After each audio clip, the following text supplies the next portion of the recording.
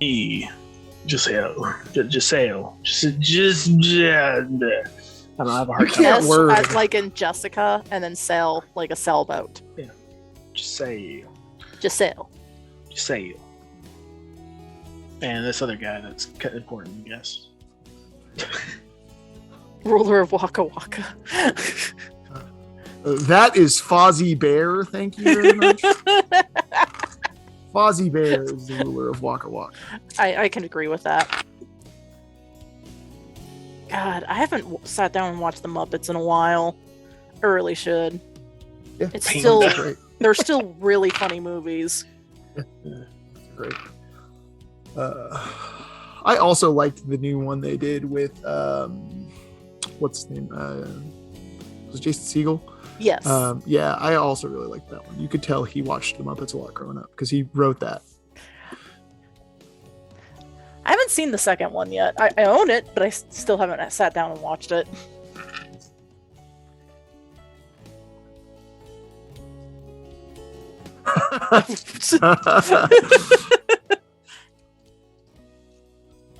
Hi, Oh, everybody. whoops. I was going to say it's because of Panda's interesting intro. It just completely made you forget what we were doing.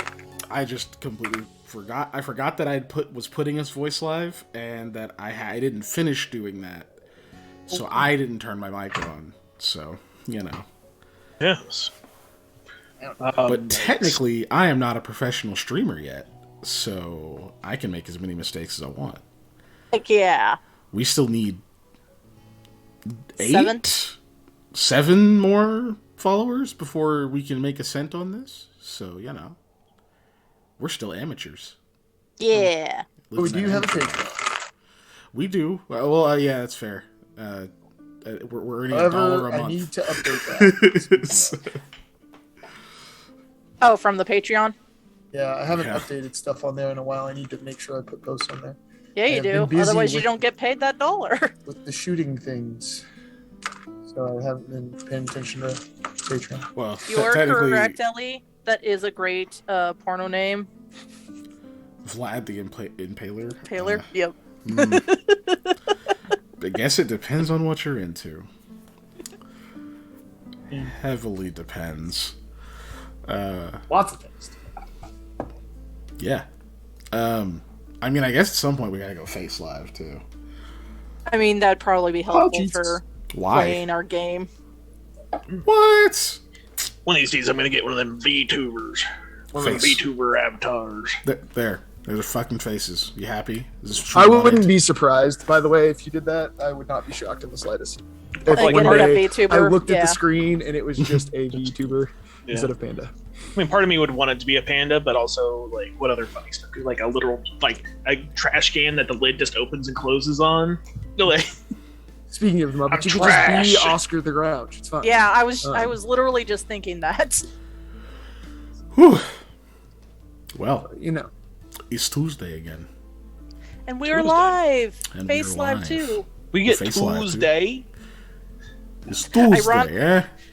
Ellie says, ironically, Panda, you would be a koala Oh, gosh. instead of a And panda. his face would be for the It's irony. because I'm wearing these, You'd be okay? the other They got not the- bear. Yeah, they're not there. I mean, pandas are actually bears, but Get attacked with the Look, drop man, bear. somebody tries to push the koala identity on me, I'm a fight. Unless I'm that sniper koala from Hunter by Hunter or Hunter. yeah. I know you don't Wasn't there want chlamydia. When the too. ant people was a koala, right? It's been a long time since I watched it. Wait, one of their names was Koala, I believe. Well, Killua is a No, person. Kilo is different. Yeah, Yeah. but yeah, the Chimera ants. God, I don't know. I need to reread that fucking. God, that saga is ridiculous.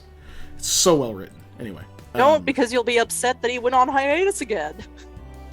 Well, I'm actually behind because when I was reading it, he wasn't super far. He wasn't really that far past the Chimera Ant arc. It was like just getting into that next one, where you see Gon's dad and everything, and you're like, oh yeah, he's kind of a shit dad too. Awesome, holding that trope up.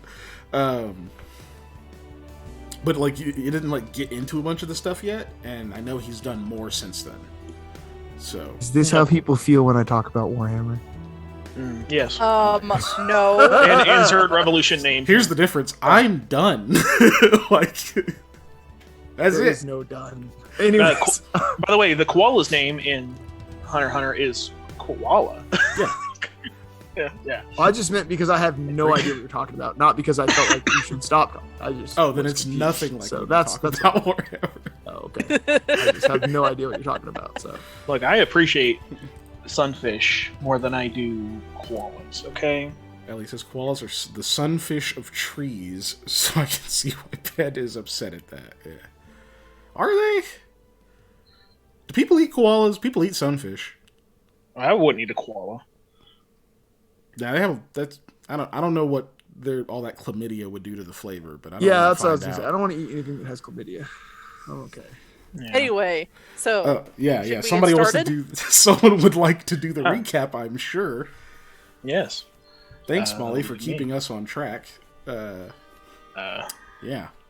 My notes are sparse, so this is gonna be fun. So last time, hold on, let me. That's for me when I look this up later. Last time on Into the Store, we went and we accepted the menace job, I believe, last time, right? Yep. Yeah. Yep. So we headed southeast-ish towards some towns that I forget the name of. I mean, you're on the That map. I'm looking at right now. Yeah. The chat doesn't see the map, but you guys do. Mm-hmm. Yeah, in between Kashyyyk and I believe in you, Panda. yeah. Well, I the can't see city- it because our party icon is It's over the it. city you've been in for the Icon. entire campaign so Yeah. far. Saigon. There you go. No, so this bandits were rumored to be in between Saigon and Kashyyyk. And blanking on the name of the village that was nearby. Yeah, I didn't actually write that down. Yeah, there was a I village don't- that was nearby. I didn't give it a name. Yeah. So don't We, worry yeah, about it. we stopped by there, asked I did, for I also forgot. if anybody had seen anything recently, get some whereabouts. People had told us that there's been some bandit activity, and told us a good place to try and find those guys. We went out, did some scouting, found some tracks, got some numbers, found some big tracks that were our Avarak man. Eli and Sam did some stealthing that was not so successful. So we tried again the next day and then did some successful sneaking. And woke up real early to do it. And we saw them training with some spears, some bandits, and Yavarak sleeping standing up with his eyes open, which is not terrifying at all in any way. And we're kind of discussing what to do. Should we leave? How long should we stay? When he apparently woke up, opened a tent, told somebody some things, and went off to pee. So we went to intercept. Because that's how you approach somebody, is when they're peeing. Just want to put it out there. I waited till he was done peeing. Yes. Eli was nice enough to wait until he was done peeing. Oh, it's not about being nice. I didn't want to get peed on. Still could have. There's emergency pee left over.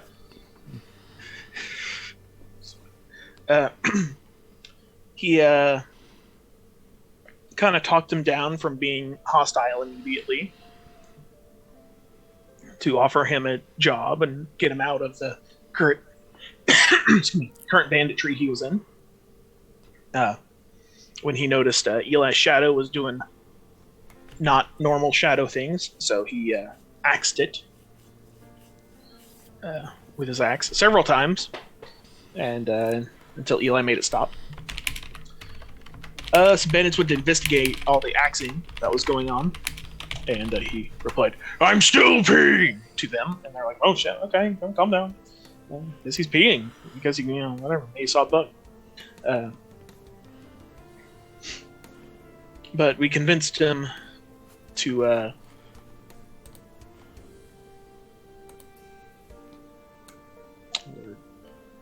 leave his current position as a bandit and knocking over wagons literally and figuratively, and to come with us and continue his journey to the northwest. North by northwest. He then decided he needed to settle up here, and just a little bit of a bandit massacre happened. Nothing super important. It was a tiny massacre, small. Just a minor massacre. Only one guy got like cut in half. It was fine. But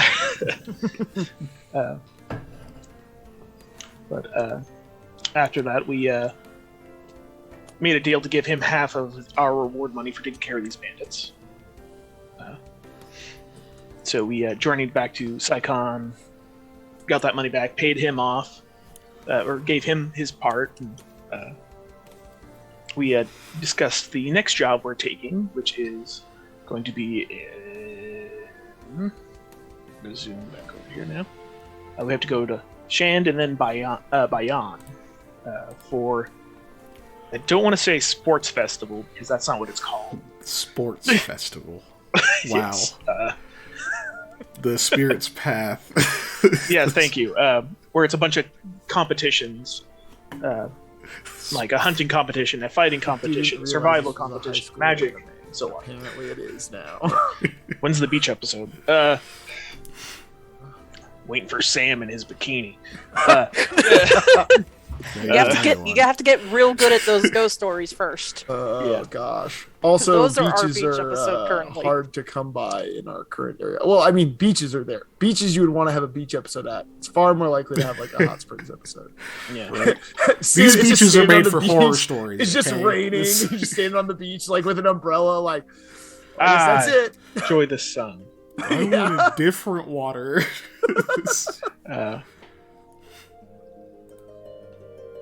No, I mentioned that we might be able to stop by and see the Bertsag family, because they're close to Bayan. And I'm not sure if there was anything important that I left out.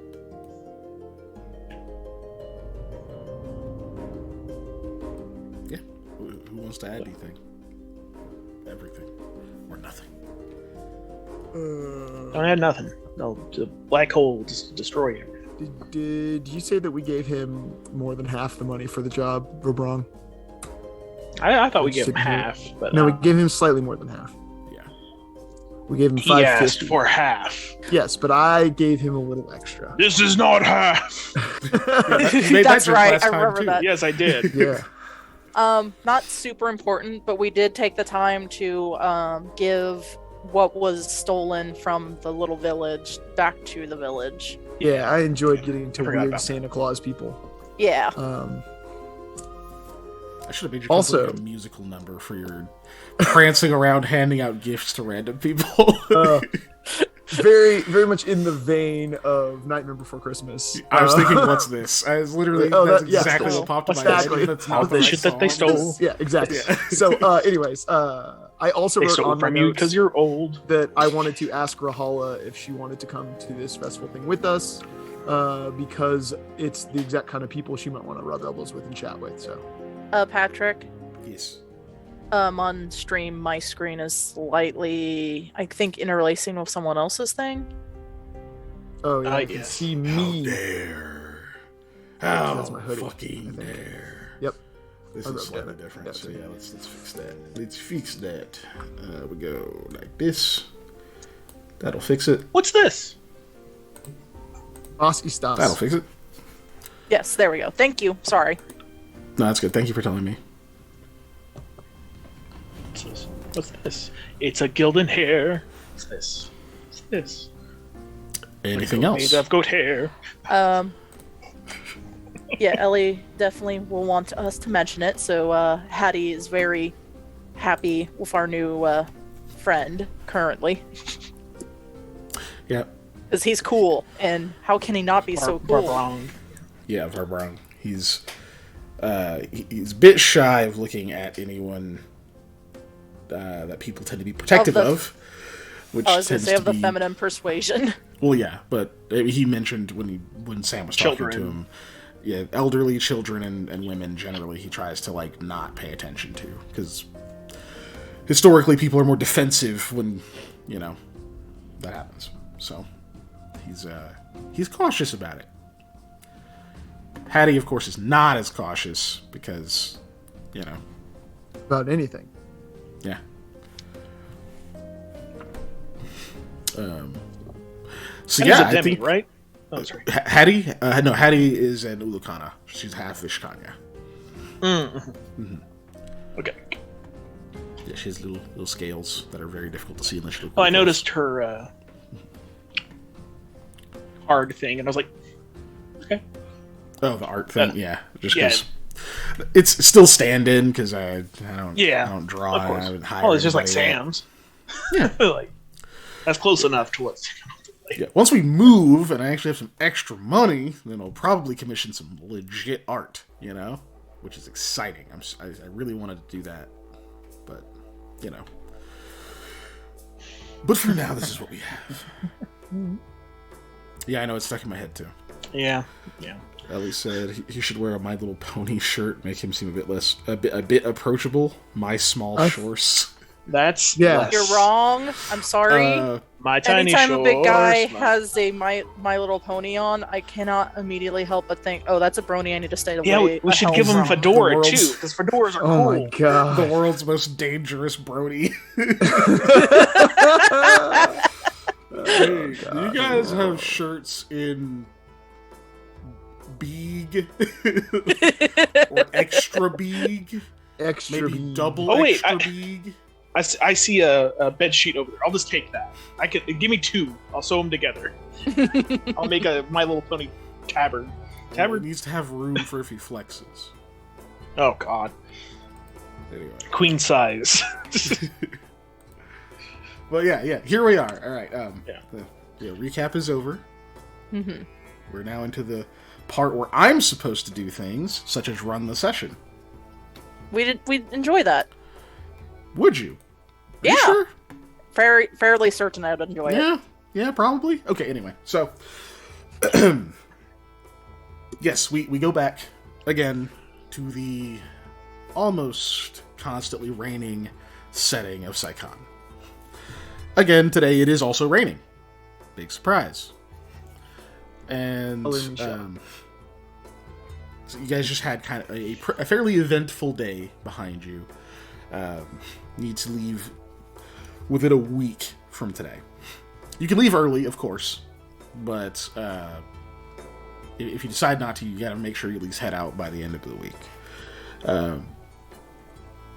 Obviously, I believe you were also discussing whether or not you were going to bring Hattie along because you don't know how long the job is going to take, and she's got a thing in like a month with her mom if Yep. she can make it. So you know that she's getting very excited about this trip, so you know you got to break the news to her eventually. Yep. The longer you wait, the worse it's going to get. Yeah.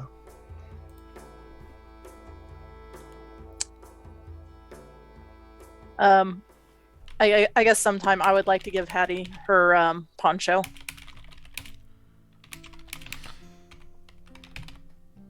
Is there anything particular about the design of the poncho, or No, because like even though technically I'm skilled, I'm Lamia still hurts herself quite a bit from it. The only thing I guess I'll say that's unique besides like normal family secrets and such is hers will have an H on it. for Hattie? Yeah. Okay.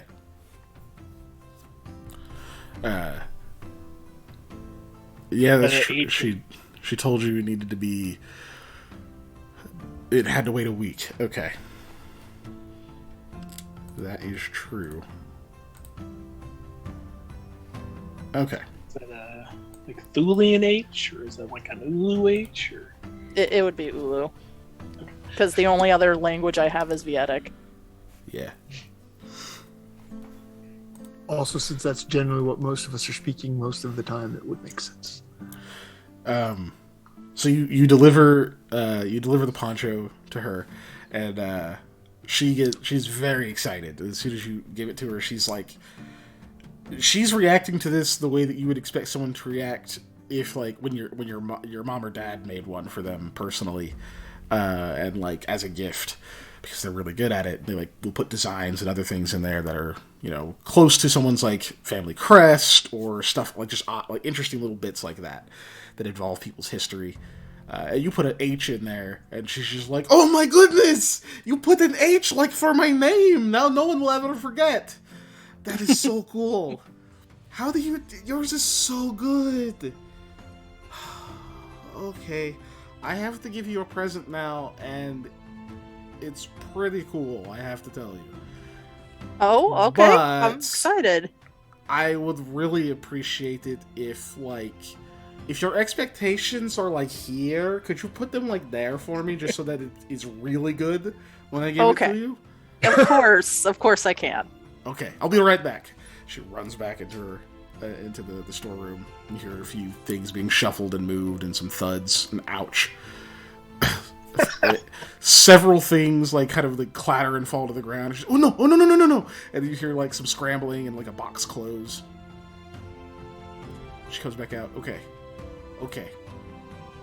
I made you a blanket because you've been sleeping outside a lot. And I didn't want to like tell you not to because you'll catch a cold, but since you're doing that, you look weird. When I'm not supposed to say something. No, you're fine. Well, it's a blanket, and it's kind of thick, and I found out you can put some of the like dirt from like the farm grounds and stuff in some of the lining and whatnot, and it will make it shed water a little better. So it won't be like waterlogged all the time. That's a really good gift. Thank you, Hattie. To you. And as you can see, the color is clearly from a significantly like mixed type of like fabric, and all the different colors and stuff sort of just blend together. It kind of looks like cat vomit. It's just like it's non-uniform at all. Like you could tell that there were a few designs that were started and then stopped, and at like the center of the blanket is a very crudely sewn stick figure with like doing like the flex. It's got like uneven sized biceps and what you think was supposed to be armor. And she hands. I love it. I love it. Thank you so much. You're welcome. See, I have to get you something. Where were you like down here and that was here, or were they like even? So I was here like you asked me to be, and it went right here. Hell yeah.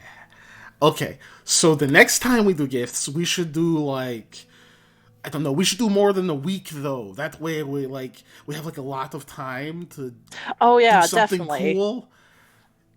She's waving her hands a lot more, but I'm trying not to make my camera right. And I think am I there for this conversation, by the way? I think this is probably in the office, right? Yeah, okay. I imagine it would be. Cool. But yeah, unfortunately, it'll be a while because I got to work on everybody else's ponchos too. But definitely we'll do another gift exchange. In like a month, right? A minimum, at least a month, yeah. Is it against the rules to start now? I wouldn't think so. She grins. Okay. I have more ideas. You now have a blanket. Yeah, I put it in my inventory already. Slightly waterlogged resistant blanket. Okay. It looks like the padding underneath carpets of old homes. I was gonna say looks like puke. Yeah, it's a pretty ugly blanket, but you know. Hey, it's warm. Counts. Mm-hmm. Mommy, what you mean by you're sleeping outside? Oh, I've been sleeping outside. You guys did experience that once. Yeah, I noticed that in the village you slept outside the barn. I just thought it was because of the smell. But you're sleeping like outside all the time. More recently, yeah. Can I ask why? I get weird dreams when I sleep inside.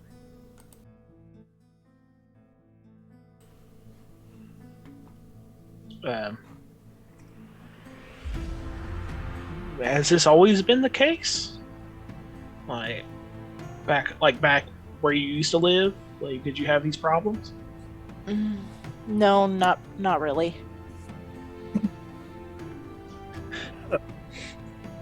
I think I can guess, but about when did this start happening? Your guess is probably as good as mine. Where's Eli?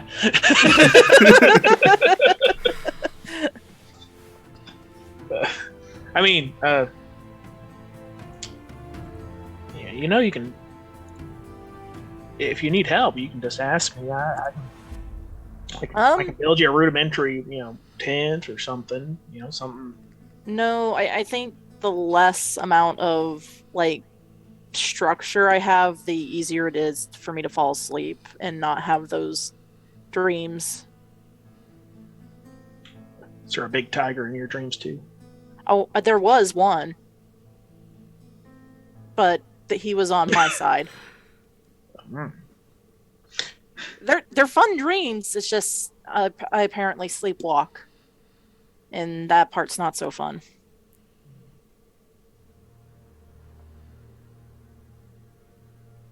Look at my hawk. He just bird eye back at you. Yeah. Okay. Well, let me know if you ever. I don't know what I could do to help you, but I'm here to at least talk if you need it. Yeah. If it gets desperate, then I'll bring it up. But sleeping outside has been working. It rains quite a lot here. Yeah, no, I was born here, so I know all about the rain. But it doesn't feel bad when I'm out there. You're gonna start. You're already kind of big. You might start growing with all this rain. Oh my gosh. Grow like a tree. Yeah. Take root. Mushrooms start growing on you. Maybe I can get some mushroom armor. All right. I mean, Hattie is scribbling things furiously into a notepad. Mushroom armor question? Season 2 Dorohedoro win. yeah, please. All right. If I could time it right, you said you're gonna make ponchos for all of us, right? In an attempt to. I don't know how many I can get done this week unless we end up going out before, but I'm going to try. Well, I gotta shear ginger sooner or later, so I can get quite a bit of wool that way. Might take some time to have somebody spin it into fibers for us, but that could at least alleviate some of your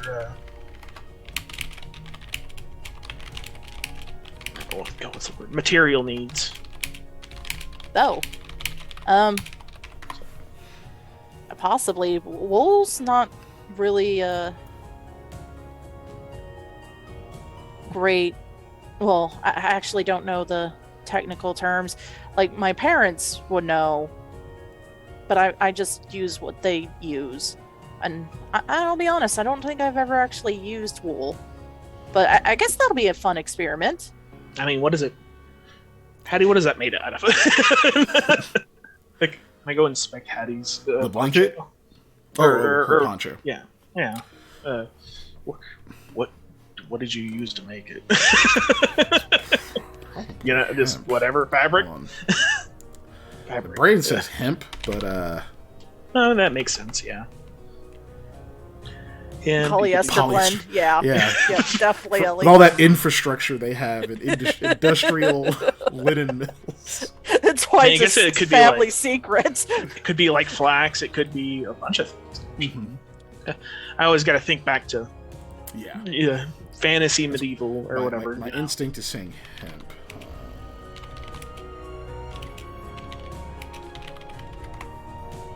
But I don't think that grows well in wet soil. Yeah, no, hemp grows really shit in wet soil. It's your fantasy world. You do what you want with it. Well, now you've asked the question. Yeah. So now he has to look. Yeah. Sorry. Either way, continue your RP, I guess, for now. It's a coconut rind. No, I don't. Like, but no, like, it's. Oh, yeah, flax linen would work actually really well. So it's going to be flax. I mean, it's not as like Flax fiber. durable as some other types like hemp or or like silk and things like that. Honestly, it's probably a blend, right? Mhm. But it More just than needs likely. like the higher quality ones that would have. I know now. I'm thinking about it. The higher quality ones probably have some hemp in it. It's just that since that's not as easily locally grown, they're more expensive because it's stuff that they have to go and buy, right?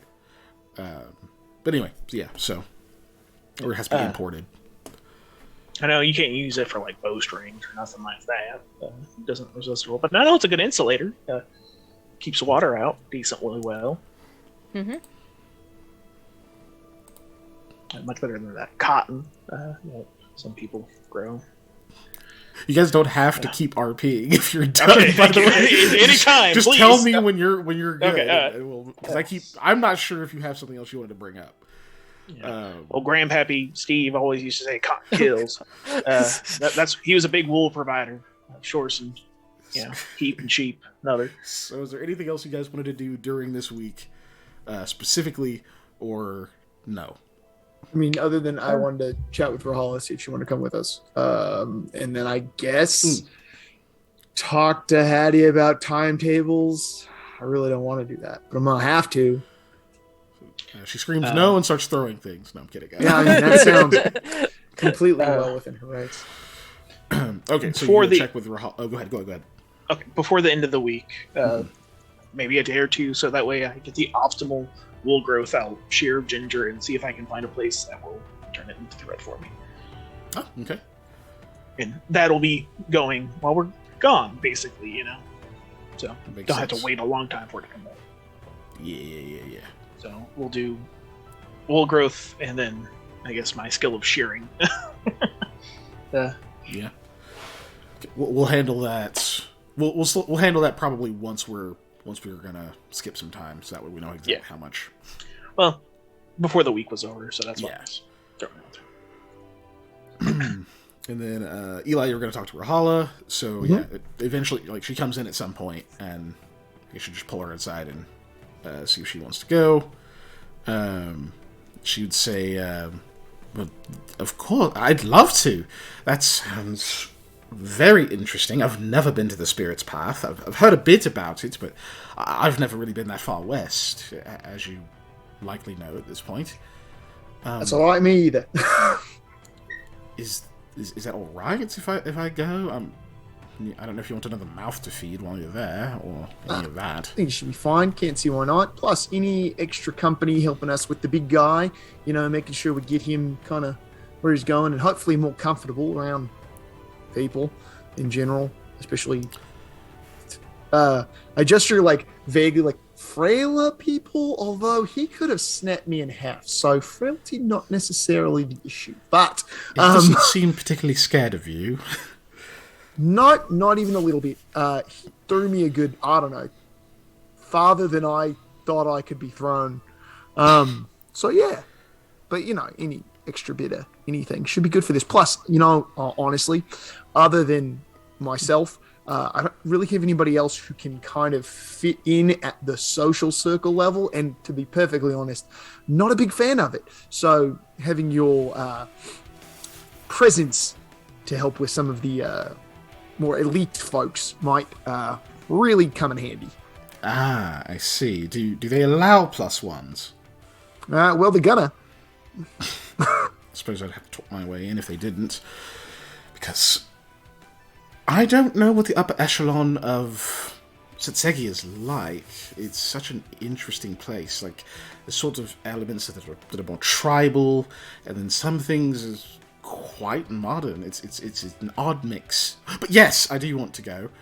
And on a different subject entirely, she like, grabs the crook of your arm and like sort of pulls you away from everyone else.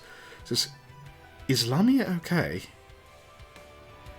That's a great question. I don't know. She was acting a bit off when we were on our little journey to meet up with Vibrong there. Slept outside the barn. I thought, maybe it's the animal smell, and then I remembered she comes from a small village out west, so probably not. I can't imagine that's the first time she ever slept in a barn. So it's not like the smell of the barn would be what kept her outside. So it's been a bit odd. Everything's been a bit off since we came back from, the whole mission with the Storm Wardens and everything. Did something happen out there? I don't know of anything. I mean, we got in a big, to-do fight and all that, and maybe something from that is, messing with her or giving it problems. I don't know. We did have a lot of interesting interactions with less than corporeal entities. Oh. Although she never got to meet the big wall guy, did she? I think it was just me. Oh, and Sam. Sam met that guy. That was weird. The flippantness with which you just say things that don't fit into reality, I'm starting to get used to. But it can be a bit alarming. Apologies. I was brought up in a very magic intense environment, so things that are generally around the realm of normal for people are something that I was thrust into from an early age. So I'm kind of just used to things being beyond normal world stuff, I guess, which is why I struggle so much in normal world interactions, which is one of the reasons I wanted you to come with us on this. It's not really... It's all right. I was raised by an arcanist, actually, so I have this odd feeling that somehow my childhood was more normal than yours, and I'm a runaway with Rallian tattoos whose parents were Tertian. I do the thing where I double check and lean over and be like, I'm a runaway too, so so nobody else can see, like give her a thumbs up. Interesting. Tertians are tough to deal with. I suppose they can be. I suppose they really can be, but outside of that, I am deeply concerned, if I'm being completely honest. We had a bit of an encounter when I went to check on her after going to the coin collar. Just reaction to being woken up was severe, shall we say?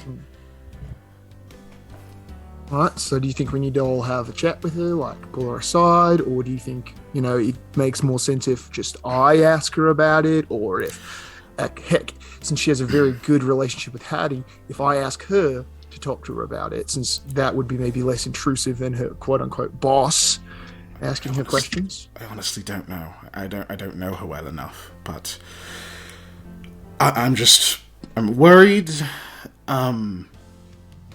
a bit about everyone else, but mostly that something's happened or is happening and she may not understand what it is. Right.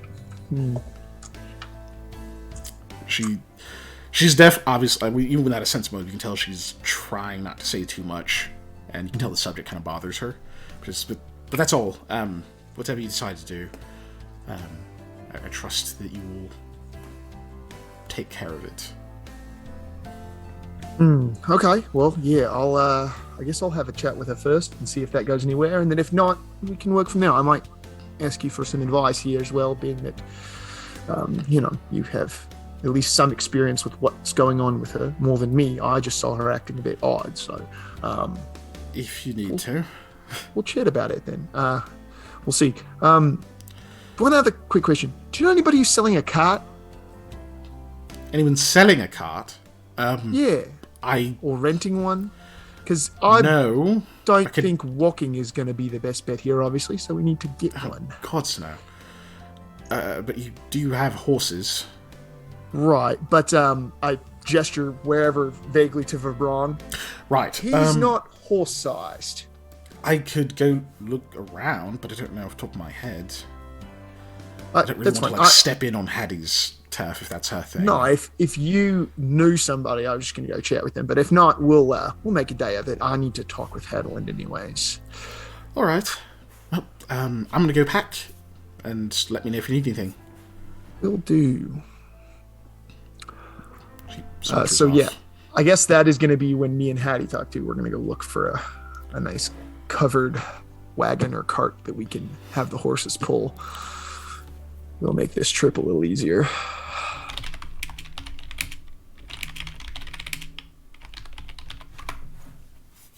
Okay, and so I guess we can handle that real quick too. So you go talk to Hattie. I'm just mostly curious, just how do you break that to her, or what do you ask her specifically? So I think I'll just start by asking her, be like, so the whole trip with your mum, how's the planning for that going? We talked a little bit. She's kind of excited about it, and I should probably go. And I was like, Mom, I don't like boats. And she's just like, yeah, of course, but that's fine. Well, she said it like different, So when are you supposed to leave for that? I think she said it's in a month. She's like 3 weeks or a month or something, but I don't know. I'm sure she'll tell me what... Oh, no. Yeah, I don't think you're going to be able to come along with us on this trip, because you'd have to get there and turn around immediately. Wait, what? It can't be that long. Like, I could go, and then when I get there, I can send her a letter and say I'm not going on the boat because I'm in a different place. For work. By the way, that laugh is 100% in character. So, no, no, I'm not gonna just. First, I'm not going to be your excuse to not have to go on a trip with your mom. Why not? That's what the bosses are supposed to do. No, it's not. I told your mum I would try and get you to go. It seemed very important to her. She's a very nice lady. I know you don't like boats, but what if the boat sinks? What happens? You will never see me again. I'm sure they have procedures in place for that, and safety boats. Drowning is the procedure for sinking in the middle of the water. Don't you know how to swim, Hattie? Not for miles. Well, yeah, my mom long can. enough to at least float. I think she swam from Baroa, probably, because she's the toughest person ever. That wouldn't surprise me. See, your mum's not going to let you drown then, so you have nothing to worry about. She probably wouldn't. But and I don't want to swim to Roa with you on her back. I don't want to have to ride on my mom's back from the ocean back home. The boat's not gonna sink. I mean, most likely. The boat's most likely not gonna sink. But it's gonna do boat things. You know how they move, how the water moves, and then there's I don't know, all the fish and stuff around, and then there's sailors singing stuff, which is kind of cool. But it will make me sick, and I'll be super ugly because I'll be throwing up, and then the hair will be all frizzy because of the water. I can't speak to either of those things particularly, but I can say this: it's going to mean a lot to your mum. You should stay so that you can go on that trip with her. I know it's not what you want to hear, and it's honestly not what I want to be telling you, but it's kind of how it's got to be. this is the worst time to do a trip. Like, the Spirits Path thing is gonna happen. And, like, Right. what if you guys need me? Well, then we'll be SOL, I guess. But your mum needs you on this one, so you got to pick her on this one over me and the rest of us. It's really the boat that I'm going to deal with. Right. Okay, I'll stay here and be bored for like 3 weeks, and then go get on the boat, and then I won't even be here when you get back, probably. Oh, probably, but you can bother Mayor for 3 weeks. I'm sure he'll appreciate it. He might. He gets bored when you guys aren't around, so I don't know. Well, I hope you're ready to break the news to Lamia that I'm not going to be going on the trip. She's gonna be really upset because we're like good friends now. Yeah, I'm gonna have to break the news to her and to Sam and to Yeah, Sam's buddy. going to be really upset with you too. yep, they're all going to be upset with me.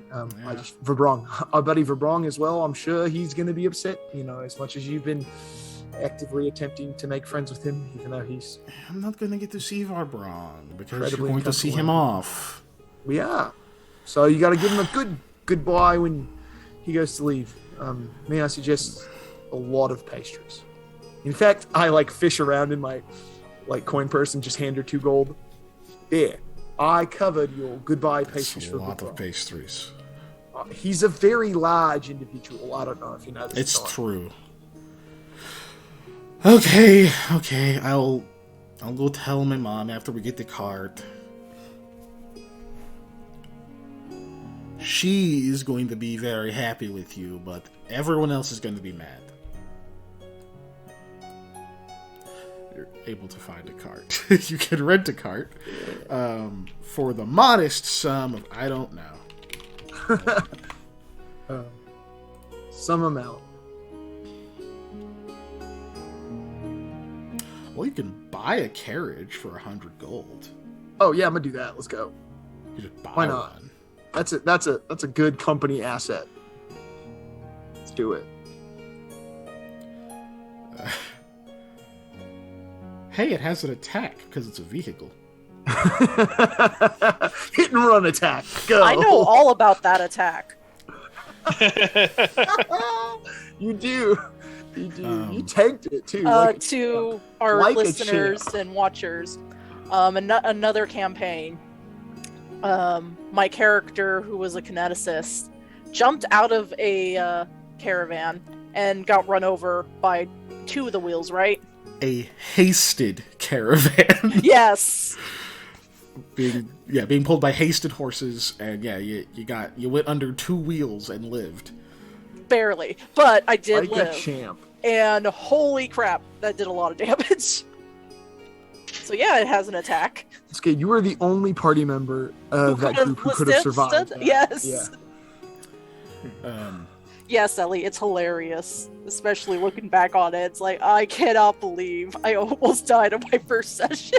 Yeah, she tried to do some cool anime shit during a fight and That's do true. the It was the spring first off session, one wasn't it? horse onto another one to Oh my to get gosh. to be able to see something, and rolled a 2 on her first acrobatics check. It was just god. Yep.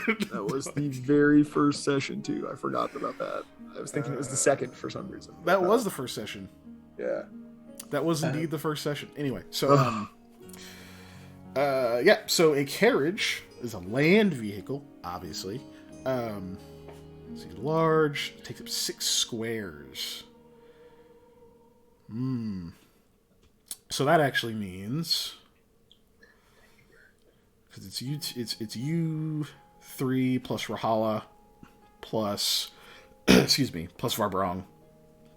He's technically a medium creature. However, he's I didn't tell everybody. I rolled the variance of his height. So Avarak are an average 6'7", which might actually, I might be wrong about that. That may be more the Low end. mid-low end rather than the actual average. So I rolled the variance for his height. Varbrong is 7'2".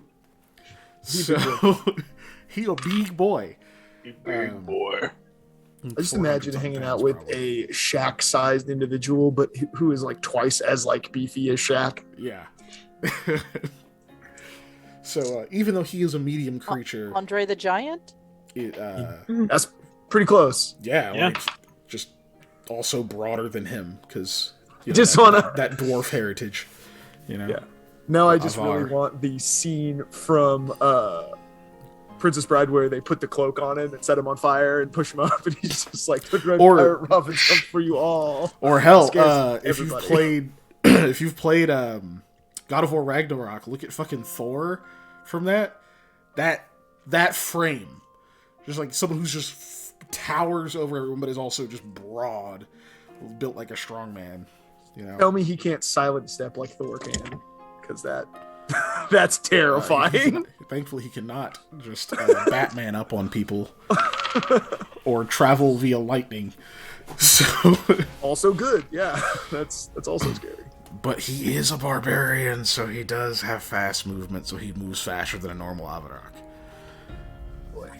So were you trying to Anyway, say that do we um, barely have enough room, or So as long as there's no one else coming with you, you barely have enough room. Well, plus we're gonna have. You can The technically two squeeze one horses- more person. I was gonna say we're gonna have the 2 horses and a horse, right? So we'll also be able to ride outside. Like Yeah. one person's gonna be able to ride. Yeah. Because we're only gonna need 2 animals to pull the carriage at a time. I'm guessing, right? So we can Yes. have one person riding the other. Here's your carriage stats. I'll put them. I'm getting all Nope. the Oregon Trail over here. I'm like, we get some ox instead. And I'm like, yeah, I don't want dysentery. I've never had ox. I kind of want one. I want to breed it with a horse. Oh, actually, no. That There's is two. bad. This is a carriage with Oxen. 2 decks, so it does have. Excuse me, goddamn. double It has a decker. lower cab with enough room for 4 passengers, and an upper deck with room for a driver and another passenger. There's still Oh, 6 that's people. Still nice. 6 spaces. Yeah. Like yeah. Time to see Oh. if I did the thing I said I was gonna do. No, I didn't. I forgot that I did not train myself in ride. I thought I was going to, but I didn't. Driving check for carriage is either handle animal or profession driver. oh, okay. Uh, Well, so we Well, should leave that up to Panda. I'm gonna just Size. guess that he's the only person with handle animal. I actually have handle animal Okay. too, Well, then but you might be able to do it. But You you're guys can probably. trade off. Yeah. yeah. I was gonna say you're also probably not a high charisma stat person because handle animal's high charisma, or is it charisma? No, It it's is. Handle animal's charisma. Oh, Yeah, is it's this charisma. okay? Yeah, rangers mean, I'm- and druids get a bonus to it from wild That's empathy. right. Or That's right. not from wild empathy. From wild empathy lets you basically treat it like you can like diplomacy with them, but they still get a bonus. I just don't remember what it is. I need to clear my throat again. I do. We do know that I have at least one more bit of charisma than Panda does currently, but he's still probably better than me because of Bonus. Bonus. Depends on if we're in a forest. Did you give a handout for the cart or the No, wagon? I put a link in the chat. I didn't give a handout. I just put a Oh. link to the stats for a carriage. Let's see. In the deep roll 20 chat. Yeah, roll 20. Yeah, Yeah. it's right there at the bottom. It's a hyperlink. I'm gonna refresh because I don't see it. Maybe scroll down. I was all the way down. I have Oh, a feeling yeah, like definitely my thing refresh. was not allowing me to scroll all the way down. I'll put it in the chat too. Oh, yeah, there it in is. case people want to look Yeah. at it. It just wouldn't let me scroll all the way down. It's very simple. Don't know. But yeah, so moves. So yeah, 2 large creatures will do it. So just two horses, or horses, whatever, large animals. And I believe it'll just pretty much move at their speed unless you're booking it, in which case it can move double. Cool beans. Carriage's roof can carry 200 pounds of cargo. Yep. Which I don't think you guys are gonna have that much, right? Like how much does all your gear weigh, Lamia and Sam? Mine weighs Gotta reopen my character sheet because I just refreshed. 95 pounds. That is almost half the cargo the roof can carry. Are you counting your? That's if you armor put and everything? everything on there, though, of course. Yeah, everything I carry / money, all that stuff is 65 pounds. Yeah, I'd say but yeah, you guys aren't gonna have an issue between stuff that's gonna stay on your person. Some stuff will go on the cargo space on the roof. Some will still be on saddlebags on the animals, that kind of thing. Some will just be in the cab with you. So you aren't actually lugging trade goods or anything. So it's fine. And for the viewers, the reason he didn't ask me is because I have a bag of holding. Yeah, That's why he only asked them. and Just to refresh everybody, in case you he has didn't know a that. bag of holding, and you don't honestly carry that much either. So No, I have very little gear. And technically, Ginger is carrying 70 pounds of stuff. But that's which is easy for their gear, the stuff to take care of her, the tent, and all that jazz. But they get their light load limit is 228 pounds. So yeah, so I'm not super worried about it because you guys don't have anything excessive at the moment. Cool. So yeah, you guys you guys get that taken care of. You buy a carriage. You take that out of the company funds. And then you get back. I think that's that part's squared away. Just trying to move stuff along here. Yeah, what else would be next before we skip time? I think that's all I wanted to do. Can I start crafting a poncho? Yeah, you're gonna do a full week of work. Yeah. Okay. If it takes me a full week anyway. I guess at unless you some crush it, point, then yeah. I would have to try and chat with Lamia about the whole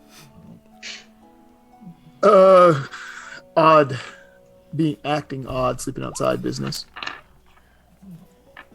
I have something silly. Okay. Uh, I don't remember what the DC. I want to get materials to make a rudimentary scarecrow with a bucket head, Reward. like a wooden bucket head for training. Training to teach the Silverhawk the skill to drop things on people. Oh, the bombard thing. Yeah, bombard Okay. skill. Yeah. Bombard. So you start- my would be planning to either rig that up or start making basically scarecrow to use as a Okay. target. Because I don't so want you to want have to him do actually it to try me. to teach him that trick. Okay, what's the DC on the bombard trick? Let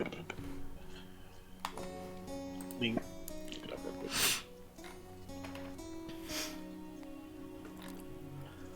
Bombard. Because you do have a week, which is how long it takes to try to train a trick. DC is 20. DC 20 handle animal check. Okay.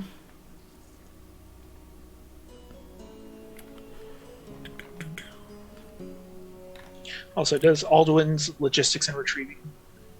Logistics and retrieving? Retrieval. Logistics and retrieval, yeah. Retrieval. Yeah. Retrieval. Yeah. Does it have a backyard or something? Or is No. it? Yeah, I don't think you could actually have a yard at all. Anything Okay. like that.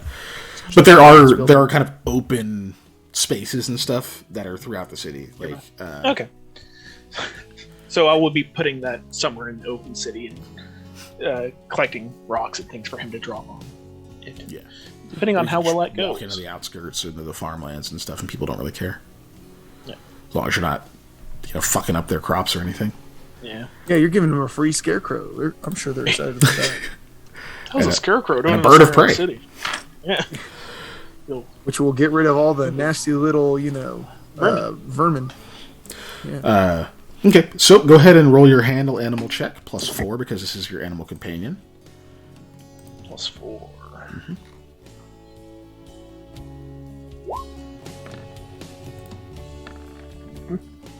That's 20. exactly the DC. Excellent. So yeah, you're able to teach him the bombard trick. Nice. By the end of the week is technically when you roll it, so that's when he'll actually have the trick. Okay. It'll take me a second to put that in there, anyways. Yeah. But cool. You guys need to talk to Lamia, and then we're gonna handle Wool, and then we're good. Okay, so yeah. I guess go ahead and have your RP real quick here, or however long it takes you. All right. I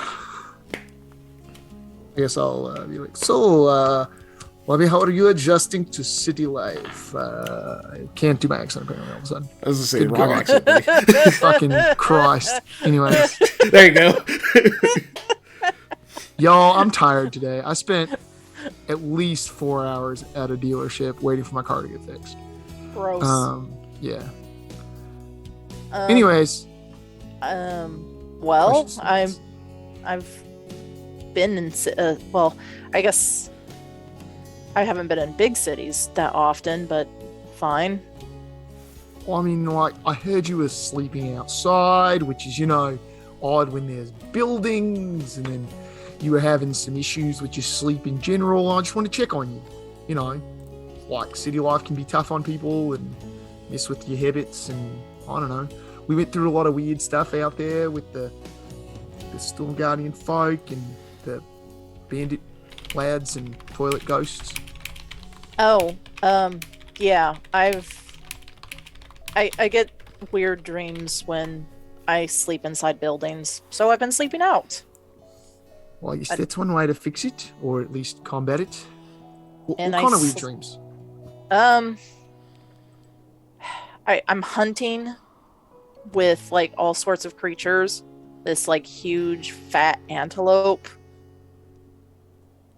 And it's a rush. It's exhilarating, but apparently I sleepwalk during the same time, and that concerns me. Your sleepwalking is usually pretty bad. Big fat antelope, huh?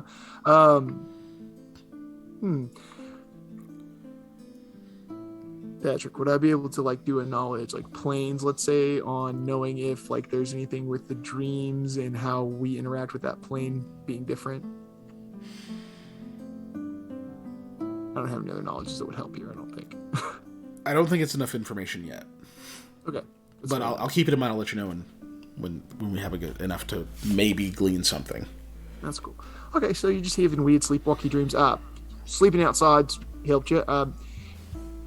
I don't really have any like good family remedies or anything like that. But we could see a chick with an alchemist or something. Maybe they have something to help with sleepwalking. I know lots of people have issues with that, so maybe they could have a tonic or something that'll help you out if you need it. We've got company funds you can use for that kind of stuff. I don't want you, being exhausted all the time. I'm actually not exhausted when I sleep outside. Well, like, I know but I'm that's trying weird to say that because you're of the probably gonna have to water. sleep inside at some point, or that sleeping outside is not a permanent sleep. You will get pneumonia. Like, it is just a thing that will happen. It rains all the time. It's cold. You know what I mean? Like, I'm just concerned you can't just permanently sleep outside. I get that, but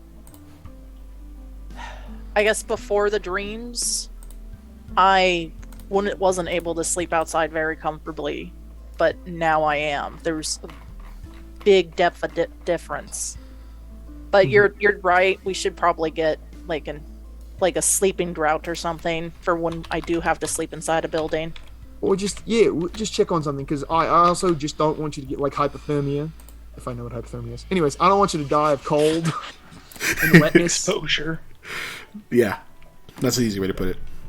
Yeah, I might not know the term hypothermia, but obviously I understand that condition. Mm-hmm. Yeah, I guess I'll check in with the pharmacy, or not, the doctor. Yeah. See if they see they're nice anything. folks, so they might be able to help you out or whatever.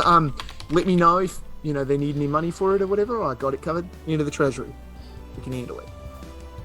Okay.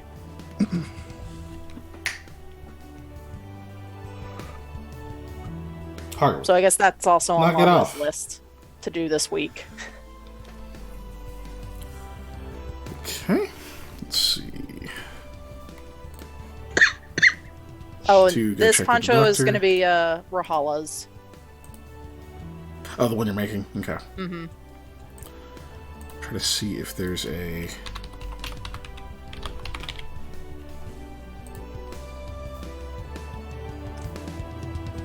Jesus Christ. Why is that so difficult? Hold on.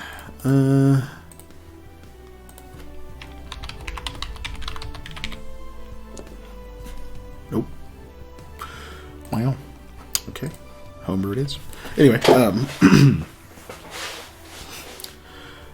alright, so you have that deal, and then you're gonna go try to talk to you're just gonna go talk to like a doctor? Yeah, I'm gonna go to a doctor first, and then I will probably try and go to the place that was recommended to us. Where the hell is it? Oh, Mojek's apothecary to try and get it like a sleep drought. Ah. Okay. Well, lexicon. What do you Thank you. So we go to the doctor, what do you tell them? I feel great, but I've been sleeping outside, so I guess I just need to make sure. Hey, do you think I might be getting a cold or like any symptoms that I'm not seeing? Okay. The doctor he gives you kind of a once over. Mm-hmm. And he's like asking you about different symptoms and things. You don't really have any. You have some like aches and pains, but you're an adventurer. Those accumulate. Like they're not like serious or nothing crazy, right? It's just old wounds, whatever. And eventually he says like, well, you seem to be mostly healthy for someone who travels for work and is a kind of rough life, but when you're in the city, don't sleep outside. It's raining constantly. It's you will get pneumonia, and then you will not be healthy. Probably, maybe ever. You could have lung damage and all sorts of things. You would end up here laying in bed, coughing your lungs out, and we're trying to save your life. That's a bad thing, and there's compounding effects to that. You could get other things from being sick. Well, on average, if someone were to sleep outside from the city, how quickly would they normally get like pneumonia just from sleeping outside? It could happen in a night, but sometimes you're lucky. Sometimes you may be built of sterner stuff, but there are no guarantees, you understand? One person who, lives their life smoking meat constantly has no problems. Another person does it for a month and now they have trouble breathing. It's not exact. There's a lot of risk mitigation that you have to do when you're dealing with medicine and health. Okay. Thank you, doctor. You're welcome. Just definitely don't sleep outside if you don't have to. I hope you have a very good tent when you do it, and lots of things to keep you warm. How much was that visit? It's basically just like a very basic checkup. It's just going to cost you a couple of silver. Okay. Paid. And I'll leave 1 silver as a tip. 1 extra silver as a tip. He appreciates it. Oh, that poor doctor. I'm sorry. So you go to Modric's apothecary? Yeah, I try to anyway. Okay. You head over to the Heath. The whole area, like kind of as soon as you pass in that area of the city, let me actually switch the map real quick, just so, for reasons, whatever. So people can see where you point out. Oh, move. Anyway. The whole area is full of, like, low-growing vegetation, and, excuse me. You can... It almost seems like there's, it's one big kind of garden-type area. There's, a lot of, different things growing sort of all over the place. Like, there's lots of kind of large lots and stuff around the residences and things where people are growing a good number of things, but it's not farmland per se. You do see some kind of out on the outskirts of it, but a lot of stuff growing here. You see several herbalist shops and apothecaries, but you find Mojek's fairly quickly, kind of at the north end of it. And it doesn't stand out too much, other than it is one of the only two-story buildings there. It's still it still looks fairly old. It's kept up well, but not necessarily by a handyman or anything like that, right? They just do what they can. And it has a sign out front with the name Mojek on it and like a mortar and pestle. When you walk in, you find Eofor is actually up there at the moment. He greets you, just, "Oh, hello, it's good to see you again. You actually just missed the young apprentice who's here. He's out visiting some family at the moment, but I'd be happy to take care of you. What did you need?" It's perfect, thank you. Would you happen to have like any sleeping draught or something that'll just knock me out for the night? You're having trouble sleeping? Yes, let's say that. Let's say that. I won't be. I won't happening. be. I won't be using it on anybody else but myself. That's good and well, but that doesn't quite answer my question. I'm having trouble sleeping in particular places. Having nightmares? I can't really call them nightmares when I enjoy them. I sleepwalk during these dreams, though. So there's some level of restlessness, really. Yeah. And you wake up fatigued? No. Not really. Even when you've sleepwalked and... Oh wait, I do. Sorry, it's been. You don't get the fatigue condition, but you do get shitty sleep, right? Yeah, that's right. I forgot. So we're like, oh wait, no. I would be I would be very tired. I see. Well, I have a few things here. They're not particularly cheap, if I'm being completely honest with you. I understand. The issue is, I mean, I have something that's a bit more potent. It will surely get you good rest, but only for a night. And then I have a few things that you can take that may help. Just some herbal remedies and the like. Those would be a bit cheaper. Since they don't use as many reagents and they don't quite require the same processing. I'll take both, honestly, just as a backup, potentially. Alright. Well, each dose of the sort of sleep drought here, this is required a bit more expertise to make. He holds up something like a little just squarish bottle with like a pink liquid in it. This will get you a night of good sleep for certain, but this is going to cost you about 50 gold pieces. For you all, of course, I'll bring that down to 40, which I think is hopefully a fair discount. Yeah. I will gladly pay. You said you had 2 of those? I actually have 3 of these, currently. I'll pay for 2 of those. So 80 gold? Yes, absolutely. That would be just fine. Thank you. He sits over and says, then, yes, here. And he pulls up a couple of small satchels. He says, do you have... You'll want either water or some wine or something. These are some herbs already crushed, almost into fine powder, but you'll want to mix these in with the drink. He kind of opens them. He's sort of like showing you. He has a little bitty, like a little cup that kind of goes in there, show you how much a dose is. So there's like lots of lavender, some different oils and things that I sort of soaked them in. Lots of like calming deals. It tastes bits like a very, very herbal chamomile. I can't say it's tasty, but it is medicine.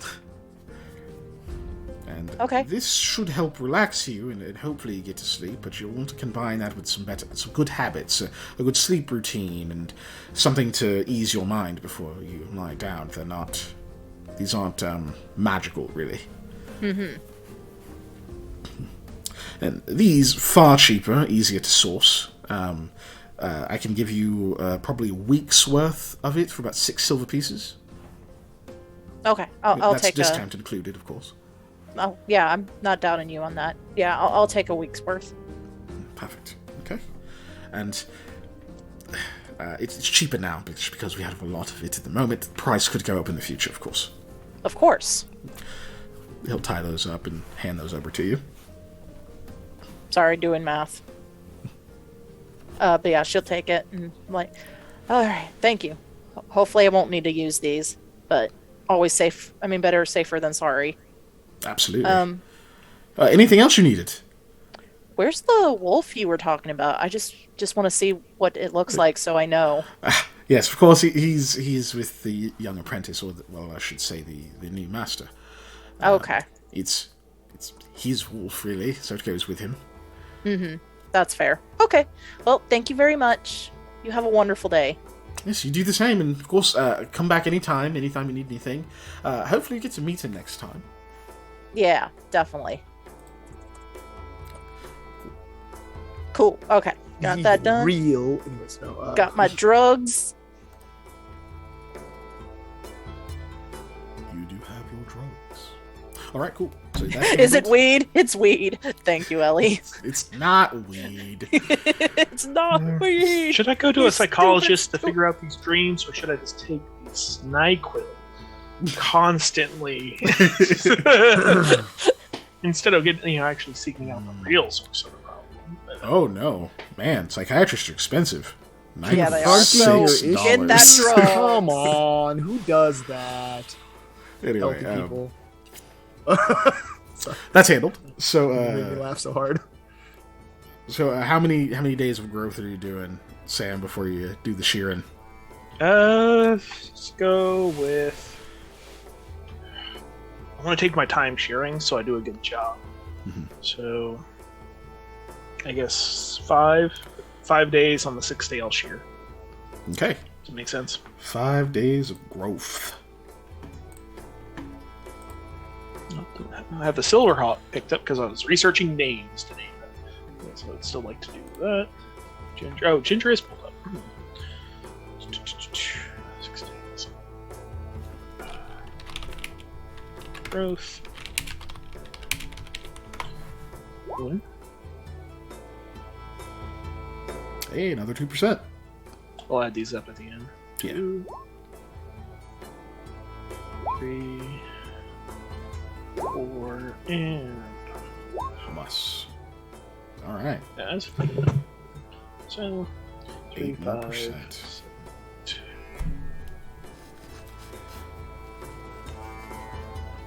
Character, no, it's under.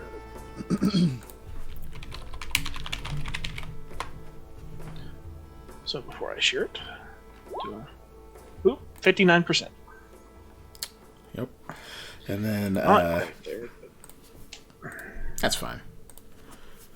Okay, and then to do the shearing, you could do either profession farmer or do an animal handling.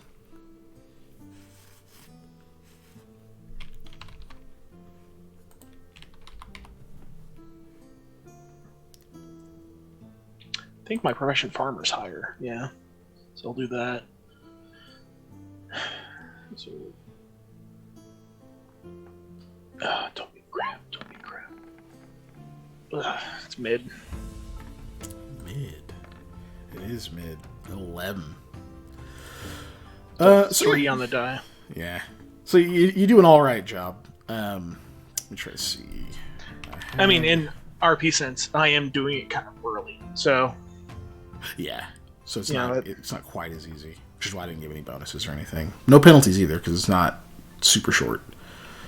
I thought there was a. Hold on. Where the fuck is the thing for goods? Hold on. the short scare kit. No, I just thought there was a trade goods. I'm trying to look at prices and weights and stuff. Pause.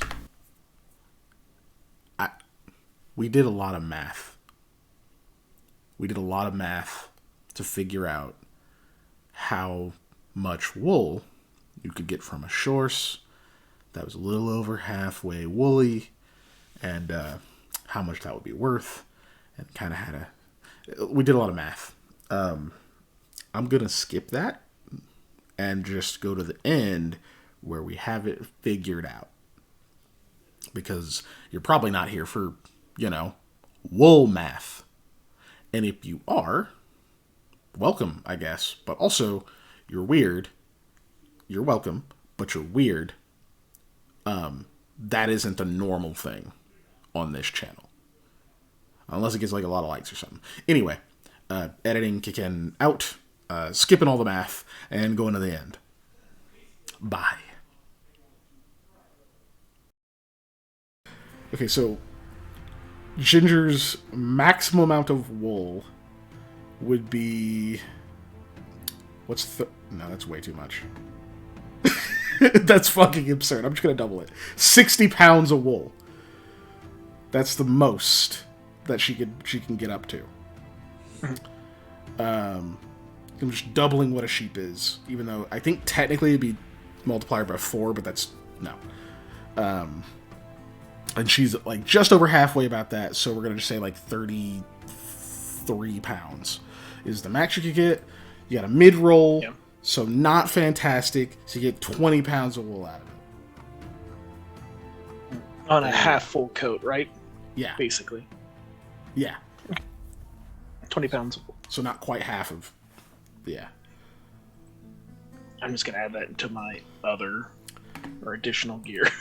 Which, I don't know. At some point, we'll figure out how much that is worth. But, of unworked. Don't ever let me do that again.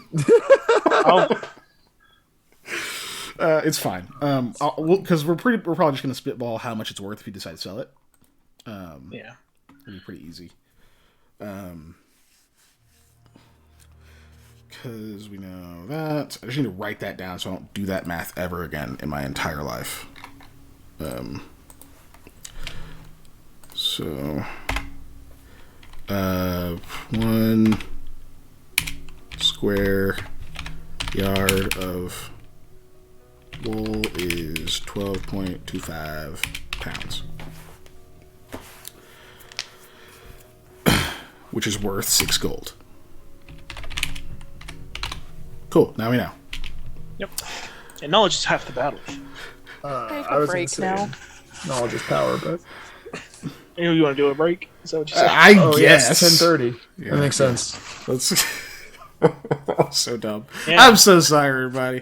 We're After all that crazy. math, we had to. We're giving everybody's brain a rest. Yeah, we'll come back at 10:45 and not talk about math for the rest of the stream unless it has to do with killing people.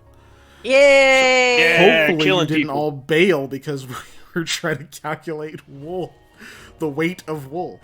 There's a average bear showed up just for us to go on break. Yeah. We're going to the away screen. Away screen. Away from the store. Time to actually mute us. Sweet.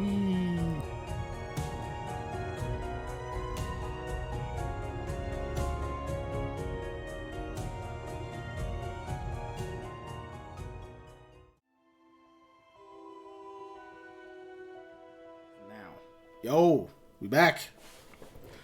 What up? We back. I love reading all these half-assed ad reads I've started, but like never finished. Because, for example, I have a cooking ad read, and all I have is Antoine de Fibonacci, the master chef, and his assistant Kumite, the kobold. And that was like the idea. It's like these two characters. Oh. Yeah. Wow. Speaking of that, you got an ad read for us? Did you? Not really. Yeah. That's what I was digging through. We wasted all our ad time on math. On sheet math. But also, brought to you by sheep math. Like math, but for sheeps. Brought to you by native sheep. Yeah, use more wool. Has the She putting up Is a that poster. the Shorse advisory board? Like, you know how they used to have a corn advisory board back in the like 40s or whatever? Sounds corny to me. All right, Panda. So did you reduce Ginger's wool down to 0? I have not yet. Speaking of reducing numbers, what Reducing was the wool. total on how much you spent at the Eaford's new master's shop? Molly, you're muted. Molly?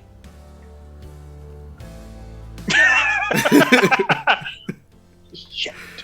Still can't hear you. You still can't hear you. Yeah. Hello? There you go. Yep, now I can. Okay. hear. Okay. You have to lower the thing. Yeah, your Boba I Fett thought thing the was thing down. was lowered. Okay. Oh god. Anyway, I took that off of mine. Okay. He's not gonna argue. Excuse me. Can be a business expense. Anyway. Cool. So, you guys are done doing that thing. Technically, all healthcare items are covered under the work program. Listen, this isn't America. We take care of our employees. Oh, do a Shorse ad. Yep. Pet with the The source ad. temperament of a horse and horns like a goat. Try out the Shorse. You'll never need to mow your lawn again. Natural fertilizer all over your yard. Fun for all members of your family. Do y'all remember the That's always- alpaca ads? No. Mm-mm. Oh, you don't remember the? I I remember. the love ads. alpacas. Oh my Yep. god. No, there's legitimate ads I used to see and you That call was- it for yeah. alpacas. I remember. Trying to get people to raise alpacas. So have you also seen a thing that has the difference between a llama and alpaca? It's like No, I haven't. alpacas, soft, cuddly, weigh about 150 pounds, all this stuff. Llamas weigh about 400 pounds. We'll stab you. Like, it's just like hard jerks. It's just like that's. The I didn't know difference. llamas were that much bigger. Good Yeah, lord. they're a lot bigger than alpacas. He's big. He's big. But yeah, no, I So, think that wraps up our other stuff, right? Our side Okay. stuff. so Sad stuff. was I able to finish Oh, the poncho? Le Poncho. Ponch. Probably.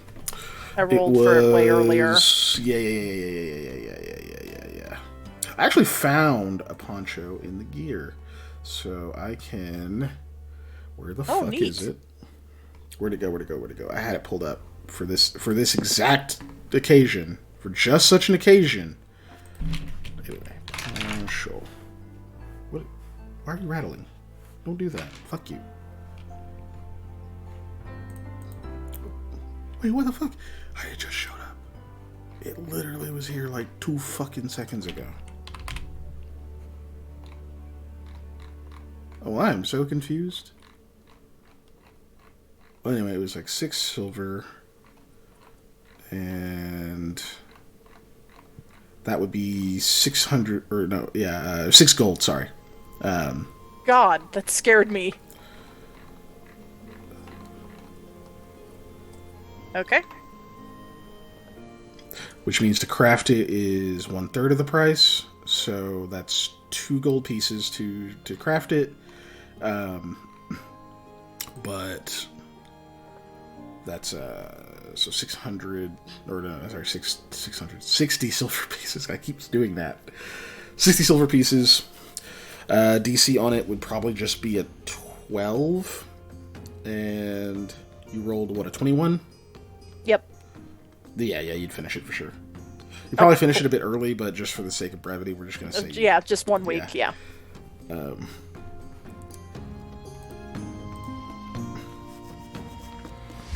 Cool. So, so yeah, you did get that done. For specifics on Rahalas, I want hers to be like a black, like color as black as I can get it, and have an R for her. What color is the R? That one I was thinking red. Like a rose.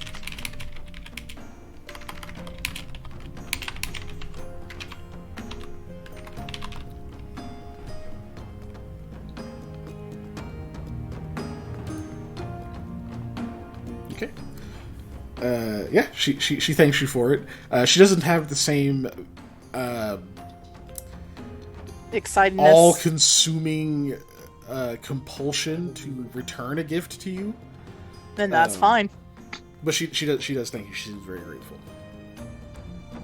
And I do want to, when I do give it to her, I want to say, I'm sorry again. That shouldn't have happened. And I never knew I slept walk. To be honest, the best apology is to make sure you get whatever help you need for that. Yeah, I think I have. Well, if you have, then apology accepted. She smiles. Okay, cool. Just wanted to get that done. Loser. All right. Anyway, so Moving all the way over here. so that's everything you guys were doing throughout the course of the week. It's about a day before. It's the day before you guys are going to leave. Someone shows up at the office. Excuse me. Sorry. A young demi-man. He's got like a completely shaved bald head. And he's wearing one of the good God, waxed cloaks that most people wear. It's kind of a dark gray color. You can see it's very simple robes and stuff underneath it. Excuse me. Comes in with this like kind of nice looking like wooden. It almost looks like it's like a 3.5 feet long like little walking stick. He's not really like leaning on it. It seems more like an accessory when he comes in. You can tell he's young. He doesn't like no like lines on his face or anything like that. It's like big, like very bright blue eyes actually.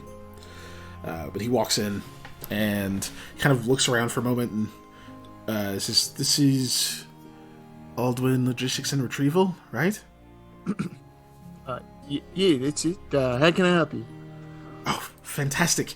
I'm Hanbarar Kumil, or Kulim, sorry.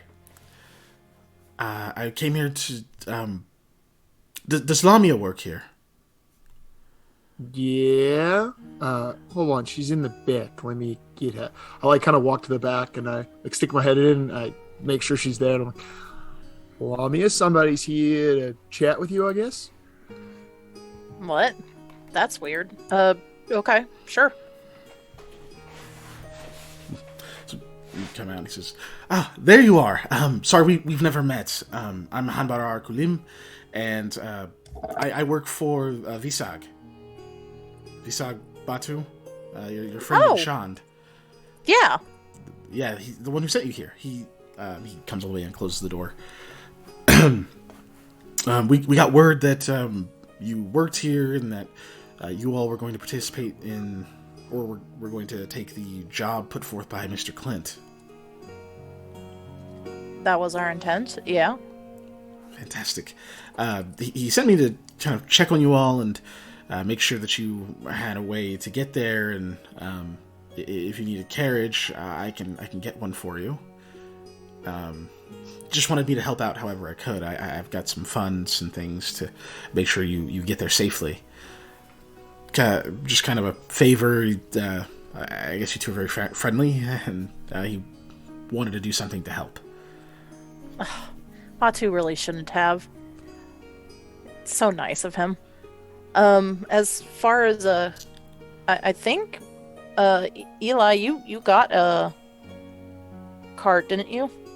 Right, yeah, I just bought a carriage. God damn it, Wooloo. Anyways, you can sit over here on my desk then, instead of falling off my microphone. Dave, we were done with wool. But we were talking about that the whole time. I had a Wooloo sitting on my desk. How dare you?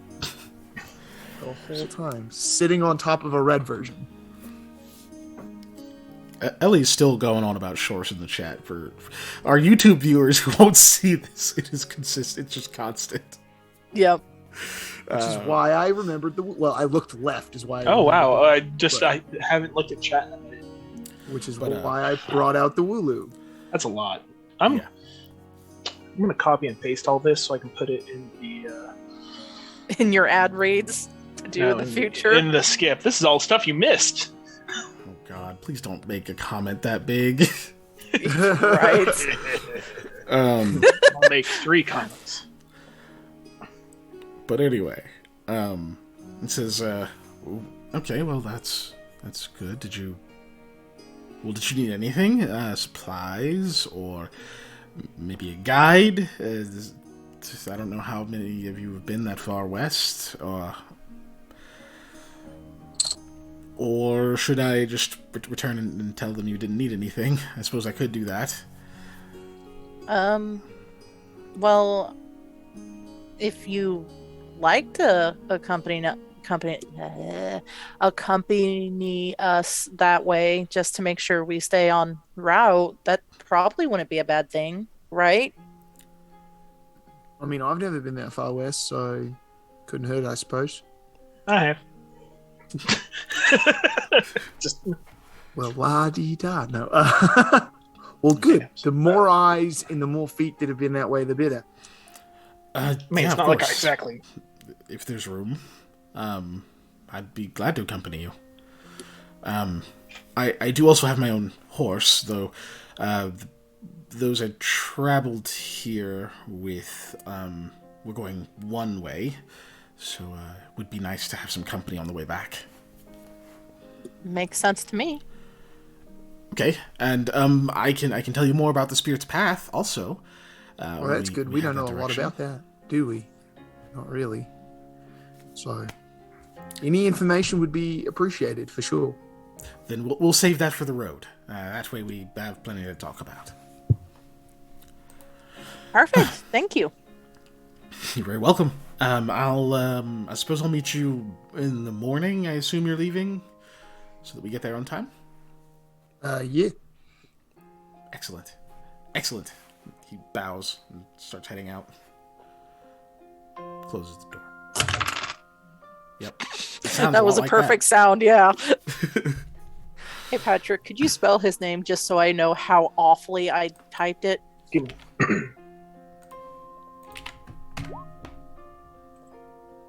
Yeah, I did not type that correctly at all. I'm just going to go ahead and show you what I typed. I didn't try at all. Yeah, I was just waiting for him to 'Cause I was spell like- it. Nah. Yeah, Nah. so I was just gonna wait. Yeah, that's a totally different person. I don't know who that is. Yeah, okay. Can I get one of them Hamburger- hamburgers? Hamburger Kool-Aid. I need a whole hamburger. I'd rather have a cheese hamburger. I ain't seen a man that tough since the days of Hamburger Kool-Aid. Oh god. I'm so grateful that you spell them for us, Patrick. I really, really am. It'd be weird if it did. Like, you're local, so these names would make sense to your character. Yeah, Mhm. local. What the fuck?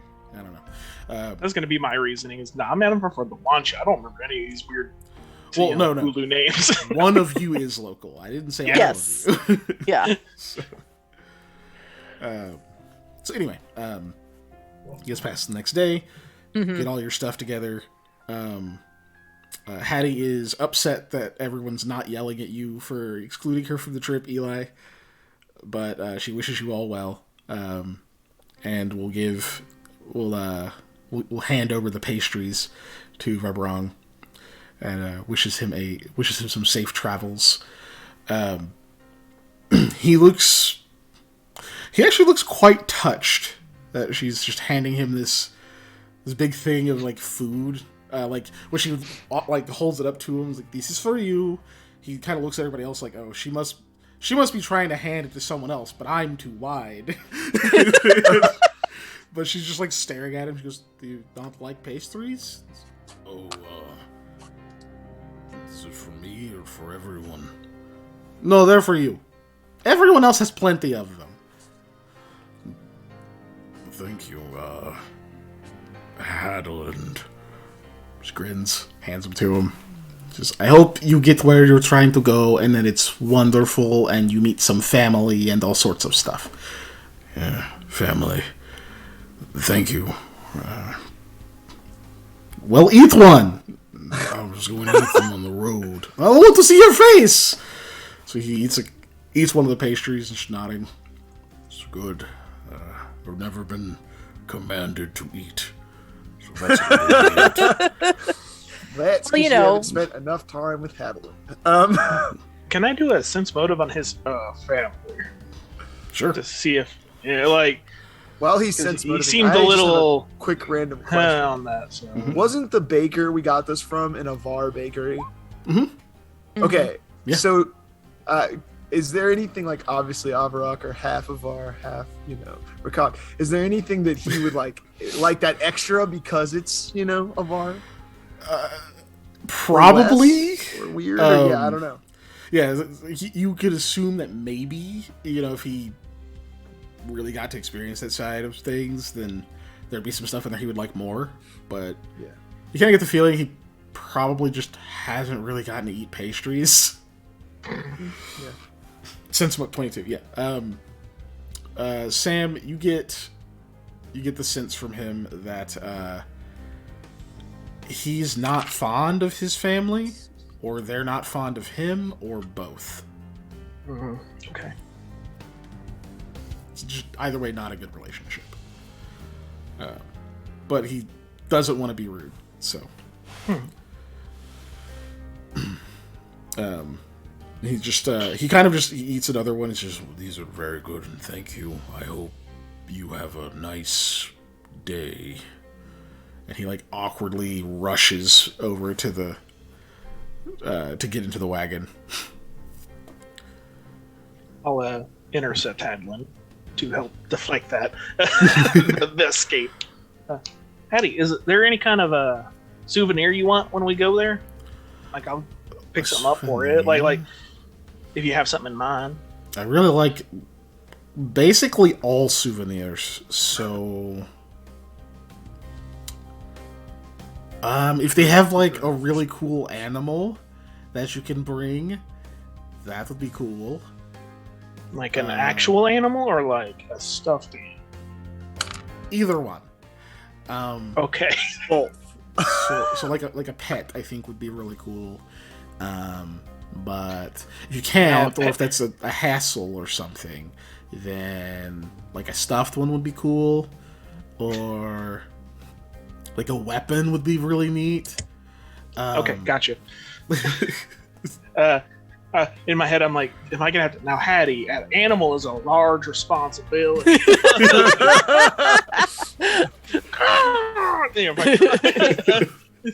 Bird, all As the bird just shits on your shoulder. I am a large responsibility. I've trained it. It lets me know. It's been going in. You're teaching it the bombard ability. Can you also teach it to poop on people? I mean, I guess that counts. Yep. Says it has to drop an item. It doesn't say it has to be holding the item in its Oh claws. God. Oh God. Hattie, make sure to continue with at least the basic stances. Even if you don't have a weapon or anything with you, at least keep up on that. Mm-hmm. I will keep practicing. I practiced even more than like in the mornings. Usually when I get bored. Look, she like flexes and she actually has like biceps. See, I've been doing like push-ups and stuff too, and I mean it's not like I'm not as buff as my mom yet, but like one day probably. But yeah, Awesome. Good job. She will see you off. Seems to be mostly in a good mood, but looks kind of sad once you guys get far away. Because she has to go on a boat, and you guys get to go on a cool trip to the Olympics. And, but you guys do head out. You meet up with Hanbarar, who tells you that it's okay to just call him Han. Okay, So, cool. I don't know. I didn't see a word snake, so I'm not sure what it tried to censor. I think I just ran out of time. Suffer. You must suffer. That's what it was censoring. You must suffer. I guess. That's dumb. Anyway, yeah, that's fine. And my dog is dreaming. So you guys hit the road. That was quick. Yeah, he falls asleep at the freaking drop of a hat, man. Oop. I have to move the chat over there, too. There we go. Oh, Ellie says there's lag. Lag. Uh-oh. I mean, I don't we're see still anything. moving on my screen. Yeah. Yeah. I think it was just me forgetting to actually move the chats window over there. Where to go? Here we go. Okay. So you guys hit the road, heading to Chand. And excuse me.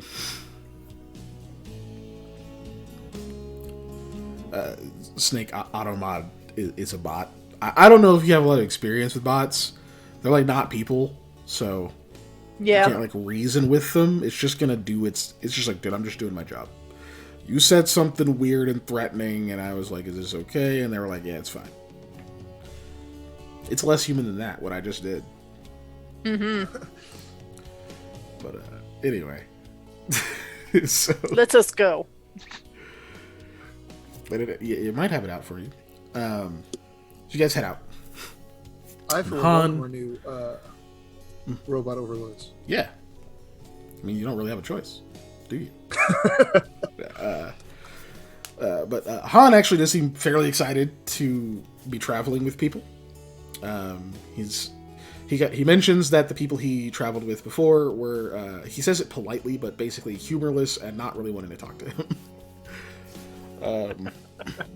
That's so bad. Relatable. And you can tell, after being on the road for a few hours and such, that he does have a bit of an energy about him. Not a negative thing, but he's quite talkative. And it's... You could probably imagine, especially Lamia amongst some mercenaries and stuff, who are a little more, I guess we could say, cliquey. Like they're kind of their own. They're not used to just having to socialize with people. They're just supposed to be there, bodyguarding, making their own crude jokes to each other, whatever. Right? Like you could imagine that he would get a lot of very token responses. But yeah, so you guys are traveling. And let's see, you're going to be moving at horse speed. So 40 per day. So it takes, I think, I tried to do the math of this earlier and I forgot it. So blah, blah, over here. It's going to take you a few days. Right. 241.4.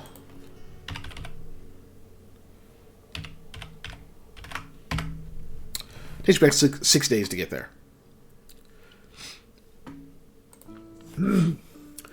Obviously, you'll have some stops. There's a few like little villages and small towns and things on the way and other stuff. You like go through Kuren, you go through Balan on the way. A couple other cities where you get to like, stop and like actually rest at an inn, and Han pays for those for you.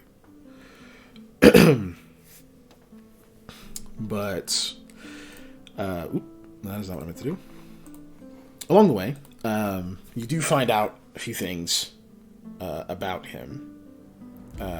You find out that he himself is actually a bit of a scholar, and he worked. Excuse me. He actually is from Gurga, and he and one of his brothers actually worked as librarians there, and that's kind of where his background was. But he was able to get clearance to actually cross over into Setsegia, and that he is apparently a pacifist. He's a non-violent person.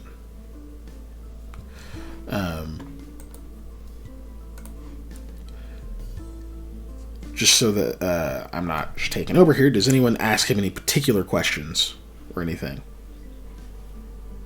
What was the things he wanted to tell us about the name of the Spirit's thing Path. that we're going to? Thank you, Spirit's Path. Okay. Anything besides that? Because he's going to tell you that anyway. Oh, okay. Like anything There was else? just some Um, stuff. No. Whereabouts in Okay, Durga? so yeah, Lamia would want to know what does he think of the fact that our sides are trying to build up on each other to go to war. Okay. Good question. And then what would you say, Dave? Whereabouts in Durga? He is from Jint in Gurga. You don't know anything about that, though, do you? Why would I? There's Why would I know that at all? There's definitely not like an icon. I've made no over secret there that or I'm from anything Durga. That I put on the map. That's totally not over here for any reason. And if you hover over it, Yep. it definitely doesn't say anything. Nope, I've made no secret that I'm from Durga, like I said. So, but yeah, so that's interesting. I'm like, oh, okay. Back over here. But yeah, he says he's from Jint. I guess that's about all he says about it. It's a it's not a very big place. Yep. And so he's like, yeah, I've had a heck of a time getting used to some of these bigger cities and things, especially coming through somewhere like Saikan. It's been very interesting. And then you asked him how he feels about the impending war. He says, I'm part of me is still holding out hope it never happens. Okay. Just when did you come over? Like, how long have you been here? Oh, I've been in Setsegia for the past 6 years, actually. Oh, okay, so longer than me even. Yeah, I've mostly been out west. I was in hold on, scroll over yourself. I was in Bamna Delgin for a couple of those years, and then I stayed on a farm to the north of there between that and Dayan. And I mostly just I met this like book peddler, and I spent a lot more money than I should have, and then I needed a quiet place to read for a long time, so I spent some time doing farm work and reading by lantern light. And then I headed east because I needed to find some more work and some more access to things to study. And that's when I met Visag the first time. We talked for a while. He pointed me to some different places that I could actually go and check out different schoolings, different libraries in the area. I did a little more traveling, and then, now I'm back here because I need something a bit more permanent. It gets harder and harder to do odd jobs when there's more people doing them. Sure enough. That's, one of the reasons I started my business is it's very tough to just find independent work if you don't have a place to, work from. Yeah. It's different. I'm not used to having resources like this. I guess Visag is a little taken aback too. He's had a lot on his plate lately, and then we just recently apparently are doing some kind of deal with Dorat Acquisitions, who's been talking to him. I guess they've been in talks for a few months at this point, and they've got him on some big project. I don't know if I'm allowed to talk about it, so under wraps for now. But I'm sure Say no more then. I'm sure you know that group, right? The Modrek Hearth. Oh yeah. Yeah, Definitely Lamia is have heard of frowning them. by now, by the way. Are you all right? Yeah, I'm fine. Just concerned for my friend, that's all. You shouldn't be. I get the sense that you didn't mean monetarily. Right. Oh. Am I missing something? Oh, those blokes at Hayethe Modrek and everything, we're talking about trying to buy out a lot of property in the area, specifically one that our business is in, and we've got various warnings about their legitimacy. That's not even the right word. They're supposedly quite dangerous people at times, especially if you don't go along with their business opportunities they provide you. And I very, in no uncertain terms, was like, listen, I like running a business and I'd rather not have you buy me out. So, you know. Huh. Any chance they're unfounded rumors? Heard them from lots of different people, so probably not, but who knows? I've never really actually gotten to meet them, and the representative they sent to me was quite businesslike and friendly. But that was not too long ago, so we'll see how things go as time moves on. I see. Well, that is at least a little concerning. You said they're dangerous? What was expressed to me is that they can be very dangerous if you don't go along with their kind of things. It's one of those that, you know, if you aren't your friend, you might be in a lot of trouble. So I see. Well, I'm sorry you ended up on their radar in that way. Hopefully they're not causing you too much trouble. as of yet, no, but, you know, who knows what the future holds. I'm not worried about it right now. That is tomorrow Eli's problem. Understood. Hold on. See if that helps. Nope. Still weird. I tried the noise canceling. It's just weird. Anyway, he just nods a couple times. I see. Well, for now, Visag seems pretty happy, so hopefully that continues. Yeah, hopefully. From Anyway, what you said, he's working with them, so right now he has nothing to fear. Yeah. That's true. Yeah, for now. Well, on to the matter at hand, the spirit's path. Let's see, what did I know about this? Clint Markham, right? That's the job you all took. I'd gotten some information sort of about that going around, and there's been a few different people who were excited about it, and I knew a couple of groups who had to turn down the opportunity. Speaking of Modrek, they are sponsoring a team that will be there, of course. Makes sense to me. So it's also their first attempt at the Spirit's Path contests. So if you've done them before, at least you won't have to be in the same contest they will, unless this is also, or it would be your first year because I've been here longer than you. Okay, got it. Oof. Well, some things to know. It's a very well-organized event. I know Clint is really interested in the Tower event, which isn't a contest, really. It's just a place that people go to, like, talk and eat, and you can, supposedly, you can watch the contests from there. They have this, like, I think they say it's like a big, they call it the crystal pond, but I don't know if that means it's actually water or if it's like a big piece of crystal or something, but you can watch the entire event through this without even being there. Some kind of magic stuff, you know? Which I know a little about, but I'm no spellcaster, and certainly haven't attended any of the colleges or anything. Rahala looks very interested as he's talking about this. So that'll be interesting.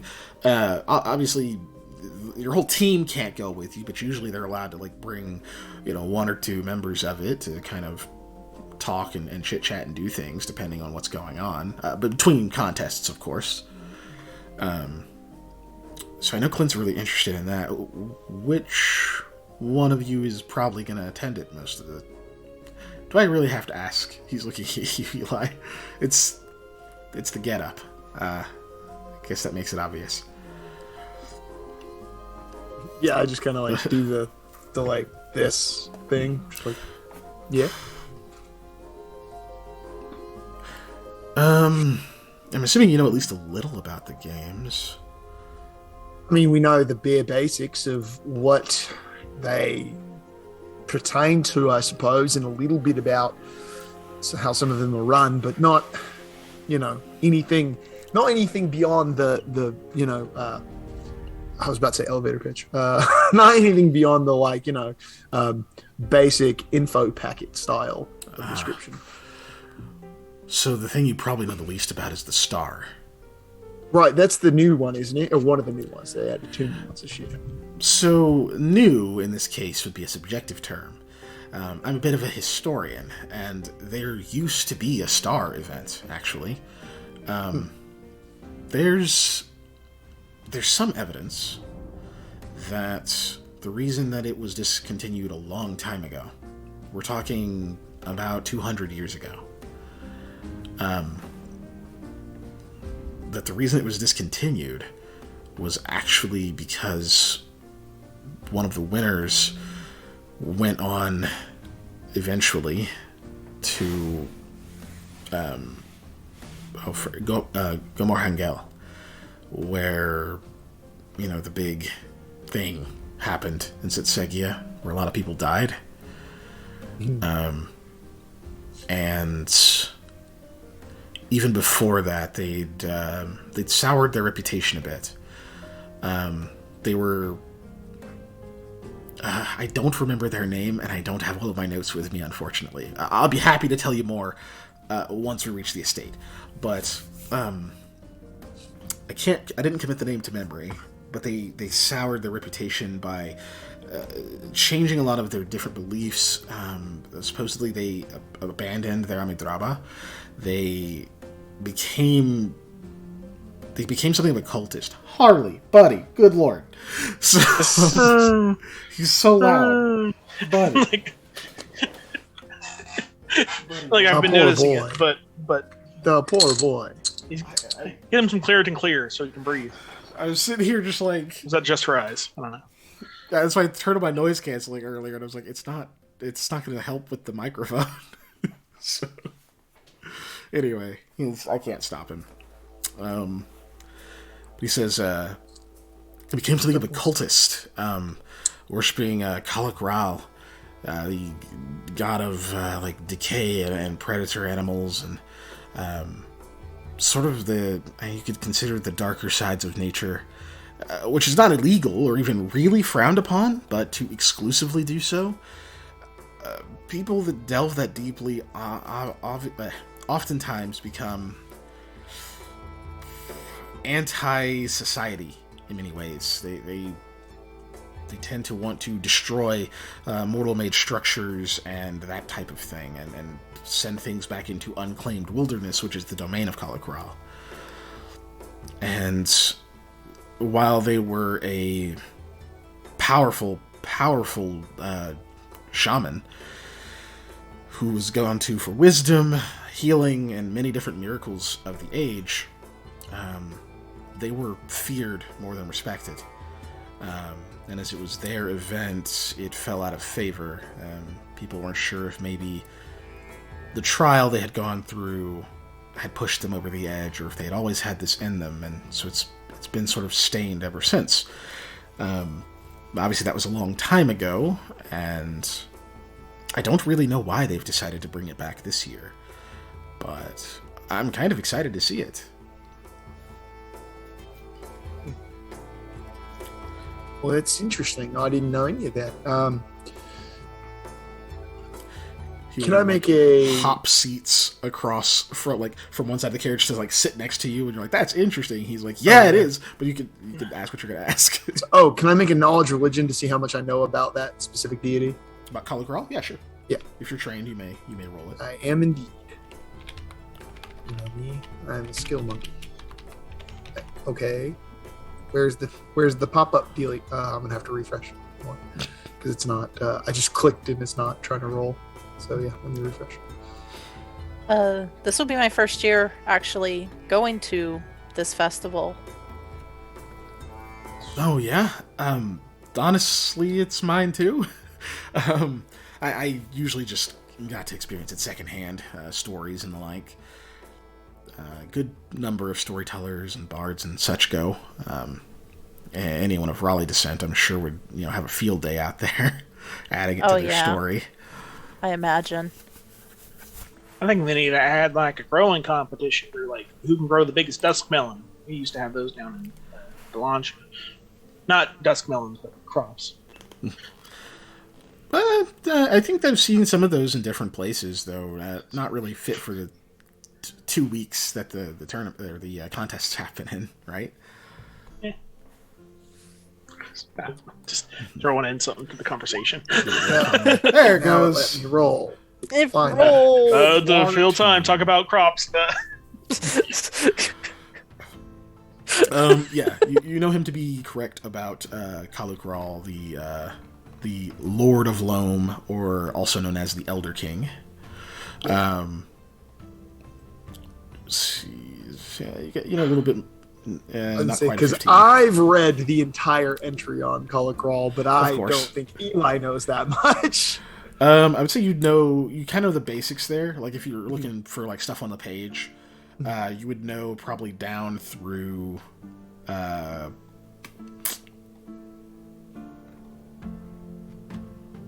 You probably know down into like through his holy symbol, but not like details of the rest of the things. He's his anathema would be like synthetics, like the infirm, and any kind of domestication. Not about it. Yeah. He's very, very close to embodying might makes right in a lot of ways. And his portfolio includes ruins, hunting, decay, feral creatures, untamed wilderness. His favorite weapon is the machete. I know you know this, but this is for the party and the audience. Machete.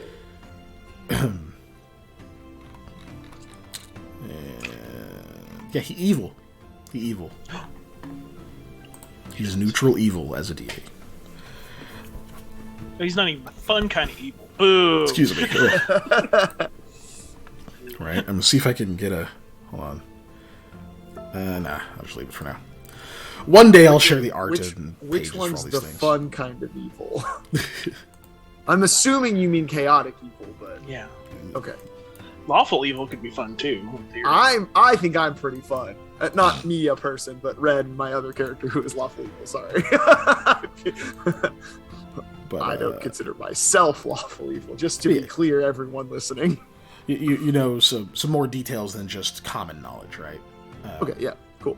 Because common knowledge would be, oh yeah, that's the like Lord of Decay and Untamed Wild, whereas like his holy symbol and his favorite weapon or machete. Cool. Machete. Machete. So anyway, but yeah, he says, yeah, I usually have to hear about it secondhand, that kind of thing.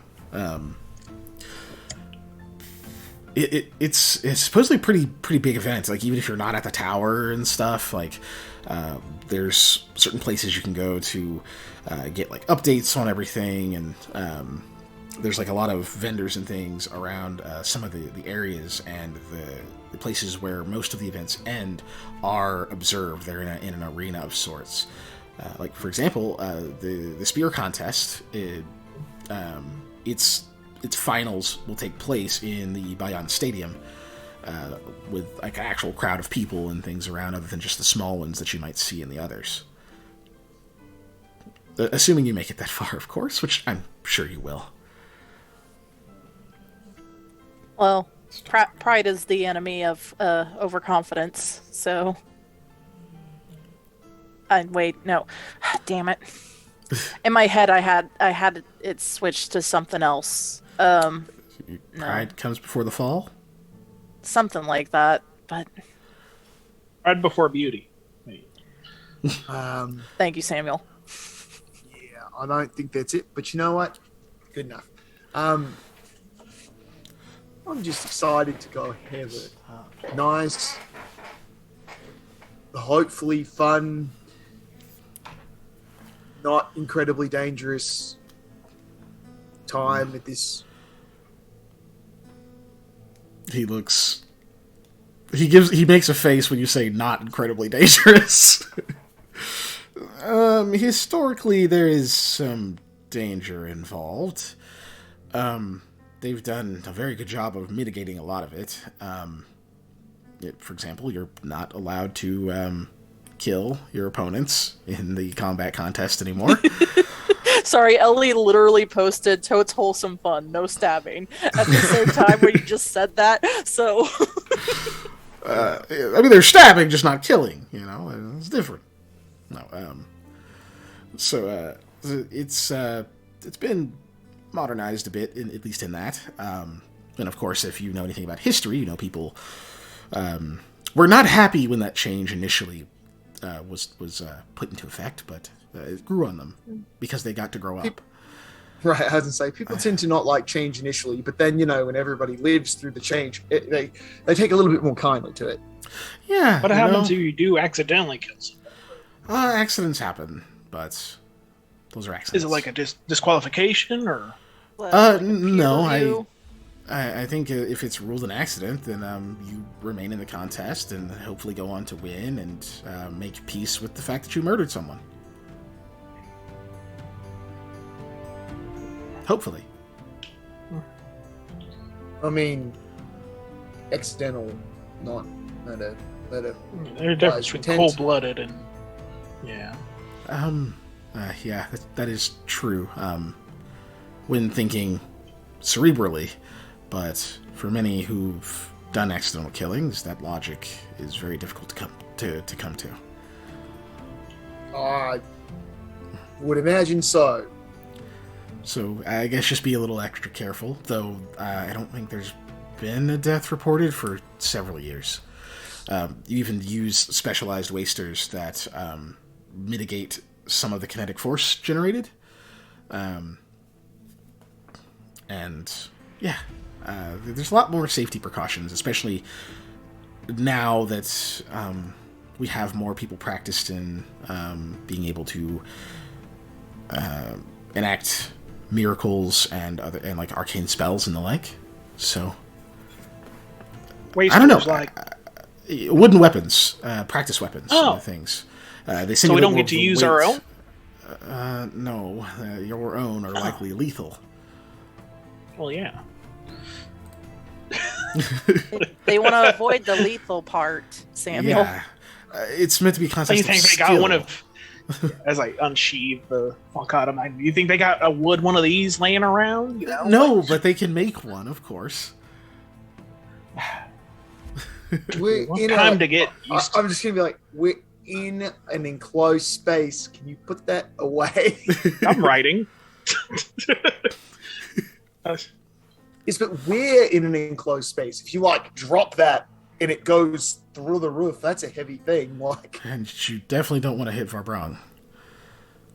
I don't think he would care or notice. I think he would. That's a very rude thing to just. from wagon. I like you, don't like being stabbed. See, it's very rude to stab somebody. It's not I didn't say it wasn't. I just said he was so tough. I didn't even think he'd notice. More of a slashing weapon, eh? I don't like being slashed either.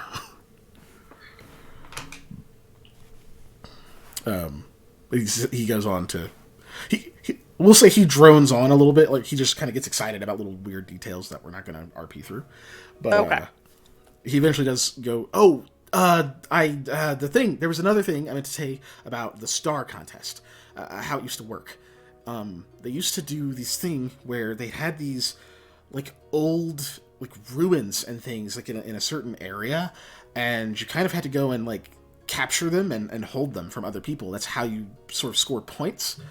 And you're only allowed to do so via certain means. In those days, you couldn't make like physical contact in some of their contests, and in others, I don't know. There were very different and varied rules and different stories about how they worked. And those contests used to be, of course, far more lethal, with people doing things like calling down columns of fire on each other, which it's difficult to make safe. So, I don't know. I don't really know how they're going to deal with that this time, but I'm hopeful they find a method. But I imagine, given this is the Ulis culture, and we are very much married to our history in a lot of ways, that there will be some callback to those old contests. So I would say be prepared to play some King of the Hill, in a way. I don't know if they're going to let us near any ruins, though. That's kind of been a big pet peeve of people here lately. Well, that's the good thing about ruins, is they're easy to make as long as you don't care if they're really old or not. You just break something. True enough. Or True build enough. it really terribly and just let it fall apart.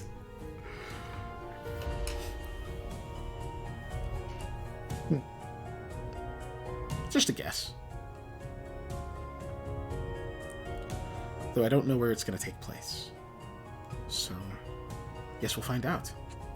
Mm-hmm. Couldn't know too much ahead of time. That takes away all the fun of finding out. Anyways, Things do change. these are also questions we can ask our benefactor when we get there, that he might be able to furnish us with some answers. You've definitely given me better questions for him, though. That's good, as long as I can help in some way. And, I don't know, I have questions about all of you. But I don't know if you're really, you want to talk about anything personal, so... I think it's high time he made a wisdom check. Oh yeah, that would make sense. You guys are in a close space. It's pretty difficult to see, so I am going to give him a penalty on this, even though he actually does have fairly high wisdom. So.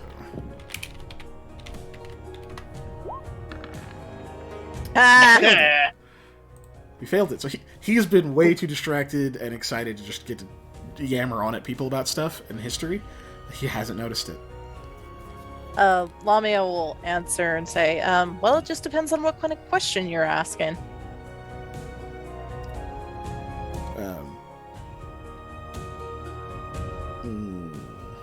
He says, maybe we'll save that for another time.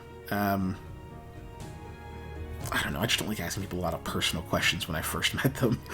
And if you decide for a time to stay with Visag in his estate, then we'll have plenty of time to talk. And even if you don't, we can always have tea or something during the lead up. Scarletto sense tingled. I was like, For those that don't know, Scarletto is another character of mine who is a ninja, and when he has tea with people, it's You said was a ninja. Yeah. Oh, it was a ninja. He's still I mean, is. he was a ninja. Well, I was professionally a ninja. I am still a ninja in class, but when he has tea with people, it kind of comes to a bonding of like, I will now look out for you and hope you do the same, and I don't want to betray you and things like that. Mm-hmm. But yes, So having tea. You guys will, over the course of the next few days, make your way to Chand. If there's anything you wanted to just specifically share with him about yourselves, that's fine, but I'm not going to, for the sake of time, we're not going to RP through him asking a bunch of stuff and have you guys explain backstory. Okay. Lamia's an open book. Fair. I'm legitimately cagey about anything that happened to me when I lived in Gurgo, but I'm fine about telling anything and everything that's happened to me once I've moved to Sege. Fair enough. I am just going to roll him a quick sense motive, just to see if he can tell you're hiding something. Yeah, I'll let you go ahead and roll bluff against this, just because you are trying to kind of... I know you probably don't want to be obviously cagey, so that he doesn't get curious, right? So, But I'm just not answering direct questions about it. mm-hmm. There you go. Oh my fucking god. Oh, there we go. It'll be one of those things too, where if it asks something about my life in Gurgo Beach, just be like, I just, I don't really like to think about it. It wasn't great. Not necessarily going to talk about it. He knows. So. Fair enough. So yeah, there's a point where you can tell that there's like a moment where you kind of deflect a question, and there's that moment of pause for him where he's like, "Oh, I see," right? So you kind of have that understanding that like he knows that you're not telling him stuff on purpose, and he knows that you know that he knows. Yeah. So, I like to think it's like, oh, where are you from? It's like, oh, I was from Gent. Oh, where in Gent? I don't like to talk about that kind of thing. And it's just very much the like, because he's from there too. It's like there's not many answers he could give, and he knows that like it's not even that big. So it's like, oh, I see. Yeah. Actually, roll me sense motive also. Okay. Sounds good. This will be it, and then we'll move on. Wow. Oh yeah, yours is flat. That's right. I could just tell you to roll a d20. Flat. He's not trying to hide it. Good God, he is bad at that. Okay, I'm not even gonna roll his bluff. So he you can tell that. We'll say that's the question, right? Like, oh, he asked you where you're from in Gent. You don't want to talk about it. You can tell something dawns on him before the like, okay, I'm gonna stop asking about it. Like, he definitely puts something together. Okay. And then stops. He like apologizes probably. She's like, "Oh, sorry, I didn't mean to pry. We'll talk about something else." What? Okay, but we can talk about food at least, because like the food in Gent was way different than so he'll start going on about that. Nice. But anyway, so you guys make it all the way to Shand. I like cornbread. Sean? Y'all ever had cornbread? No. No, they have not. Yeah, can't say that I have. The traditional Lancia, which is basically German meal, cornbread. No. See, I don't remember off the top of my head which part of Delanche is the Germany part, but it's one of them. I don't remember. So, you guys I don't make even Shand. think I've narrowed down where I'm from, actually. But I know you're from the east. I know you're from the eastern part, like the northeastern part of Delanche. That's what we figured out. Until it matters, But it's not the capital. I remembered yeah. it wasn't the capital, but I don't remember elsewhere. Anyway, I apologize for laughing at German, but I'm laughing at German. It's Kannebrot. Anyways, that's how you say cornbread in German. I laughed when I saw it, and I don't know why. I feel like that's rude, but whatever. Yeah. As you guys are approaching Shand, kind of it's like nighttime. You see, where would this have been? You can see somewhere off to the west, like pretty far to the west. Skies are very clear at night because there's not like pollution and shit. You see very far away, on western Tsetsegi at night, there is a, excuse me, you see this almost like kind of prismatic shape sort of streak through the sky and glimmer and start to kind of fade out as it descends.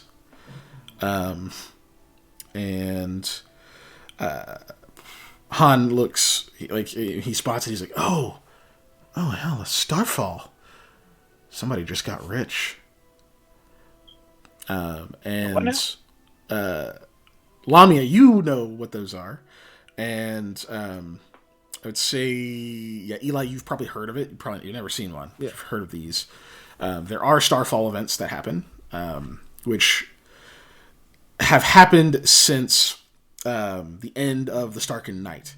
And basically there are these different like materials that will seemingly just like streak down from the heavens and land in places. They don't like explode and cause devastation or anything like that. Sometimes they do cause odd things to happen or things to like kind of appear in the area that shouldn't be there.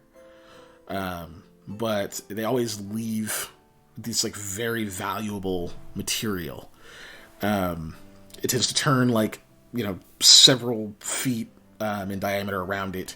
If there's like dirt and sand and stuff, it will crystallize into something called star salt, which is edible. Oh, that's the stuff that Zakine's looking for. Mm-hmm. Okay. And there are a few different kinds of metal that have been identified, but they usually just they call the general term for them is sky steel. But they're very rare, very valuable. Like sound like something. Go ahead. they Very like a pound of one of these things could fetch you like 6K. Are these things like this is a very large bird could pick up off the ground? Or is that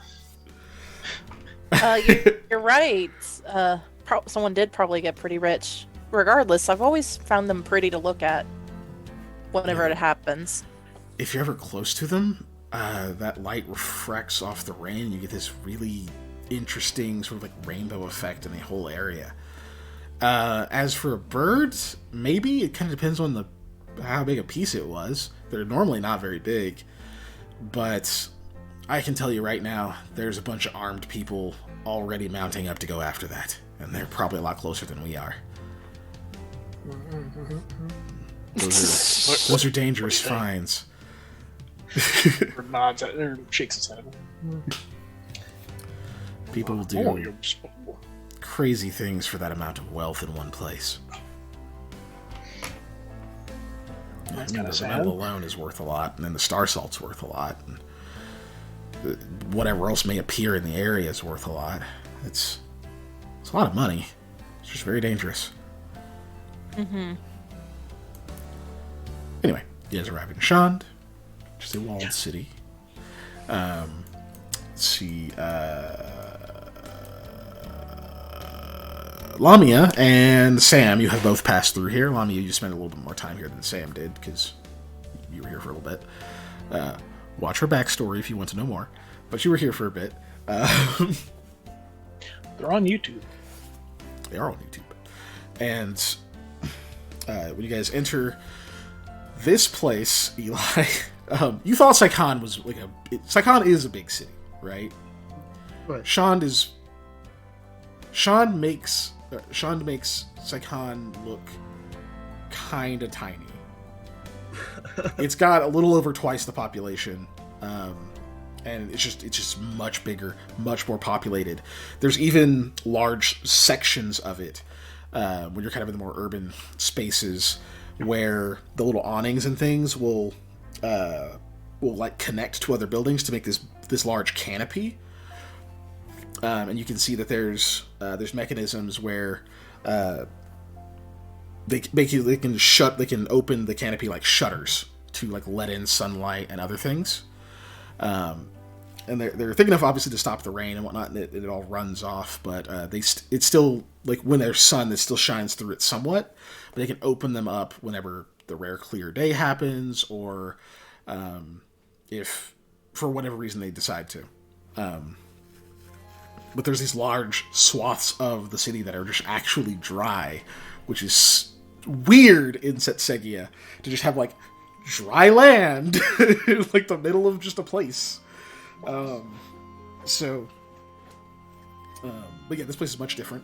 I do have a map for it, but it's just not on here yet. Because I didn't actually get to make a page for it. I ran out of time. I'll take a quick peek, sure. So I can show you. Or actually, no, fuck it, no. I'll show you guys later. It's fine. For now, it doesn't matter. But big city. It has 7 districts, and basically every district kind of overflows outside the walls. They all have like little shanties that come out, and then most of the farmland is to the north of it, with some roads leading out to other little small towns and things over on the coast and elsewhere. Let's see. He tells you. So Han will tell you that if you want to, you can go to. Oh my gosh, where did I put it? Sorry. Cleargate. Okay. So if you want to, you can go to Visag's estate, which is kind of on the north side, but Clint's Manor is like on the southwest, and they're kind of on opposite ends of the city. So it's up to you guys. He's like, you're welcome there anytime, basically. So if you need to go to Clint first, and you want to stop by later, you can, but it's up to you guys.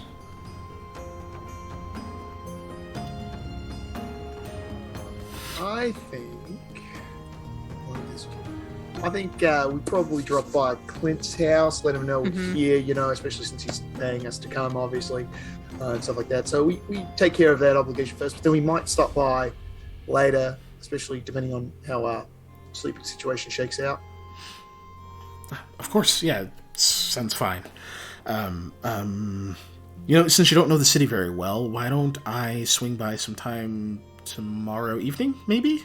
I'm sure we'll have any kind of daily duties wrapped up by then.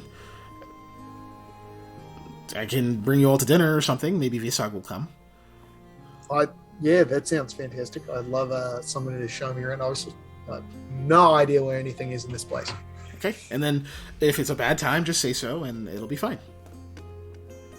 Great. Yeah, sounds like a plan. All right. Just so that I don't have to walk all the way across the city. If you can stop around here, I'll just go ahead and hop out, and I'll head back over to Visag. And it's like as you guys are rolling through, but he says bye to all of you. Thanks you for your time and for ferrying him across the country. And he'll head off on it with his horse. Okay, and then you guys make it to. Actually, we can just go here. We don't need the map so much right now. And move that away. Bloop. Now you can see us. Holy crap. So you guys finally get over to Clint's Manor. This is a big place. 3 stories. People just live here. This looks like 2 businesses got merged together and like 40 people work out of this place. Nah, this is a house. Somehow this is a fucking house. But as you approach it, it's gated. It's got like kind of these like stone like pillars and things that have like metal fencing going between them. You can see there actually is a little guard outpost at the front, and you go up there, and let's see. Yeah, so you guys didn't. Yeah, you didn't pass it yet. You kind of approach it. They quickly like identify you, and they open the gates and have you bring the carriage into a certain area where you can like stable your horses, and you can see that they've got like a legit stable over there. Even as you're kind of like you're kind of riding through the grounds, it's not. Modern day, most of us have seen places like this, and it doesn't seem real, where it's like, it's almost like its own community. Like, when you get past the gate, you don't just walk up to the house. Like, it's out there. You kind of ride up and around it. You can see the whole manor there. You can see that there's people out, like, working in these large gardens, and there's a few fields kind of in the distance that you can tell are growing crops. A very small orchard next to it. There's a lot of activity happening in this area, and this like the stable you go to seems more like it's like an own business. There's a lot of hands out there. Someone greets you, like kind of writes stuff down, like puts all your stuff up. There's a porter that goes like carry your things off of it, and like you guys are pretty much all used to like unloading your own shit, putting your own horse up and like putting a feedback, like all stuff. Like, oh no, this is taken care of. No, you just leave it to us. We have your name on these things. We take all this off. You just go inside. Don't be alarmed. You basically have to do nothing, and they don't even like seem fazed by the fact that you have an Avarok with you. They're just like, yeah, whatever, cool, big guy. Don't piss him off. Big guy. And as you guys are kind of unloading, Varbrong is, do I get out, or I don't think I'm supposed to be here. I think it'll be fine. I mean, if you want I'll go ask about real quick if you would rather stay here while I do that. But I'd just rather wait outside, I think.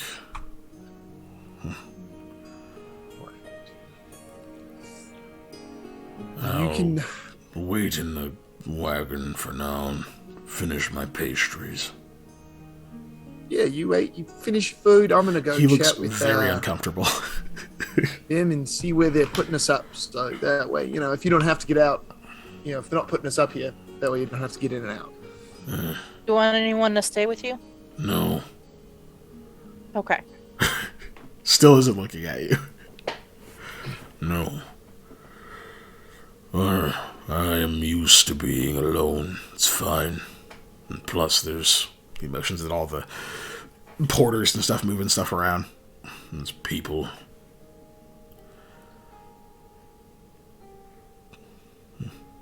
Rahala's, all right, if you don't want anyone here, that's fine. No sense in forcing you to deal with something you're uncomfortable with. I'm gonna go inside. So you all pack up, get whatever you're carrying on yourselves. Someone leads kind of leads you across the grounds under a mostly canopy of tree cover. They have some large trees. You can tell they're growing mostly for the aesthetic, but also gives you some shielding from all the heavy ass rain. So you walk under several of those. Finally hit the awning of the manor and excuse me, walk up to the front door. The person who's leading you knocks a few times and then steps aside and actually just motions for you to go in after he's knocked. And you head in. Excuse me, good God, it's been building up. As soon as you walk through the threshold, you hear someone playing music, and you see this big open foyer area. This foyer is bigger than your office, and not by a little bit. There's lots of furniture sitting out. There's a few little small tables and things. You see some plates and things. You can tell people set tea sets and things around. Its tablecloths are super fancy, probably more expensive than the ponchos that that Lamia makes. The other thing that strikes you is it's tall. Everything seems built for not even just taller people. It's just got this grand feel to it, and it doesn't look architecturally like a place in Setsegia normally looks. Sam, this actually reminds you much more of the architecture and especially the room layout and such of things in Delancia. Even down to even the way that the wood is placed to form the walls. Good God, I can't use words.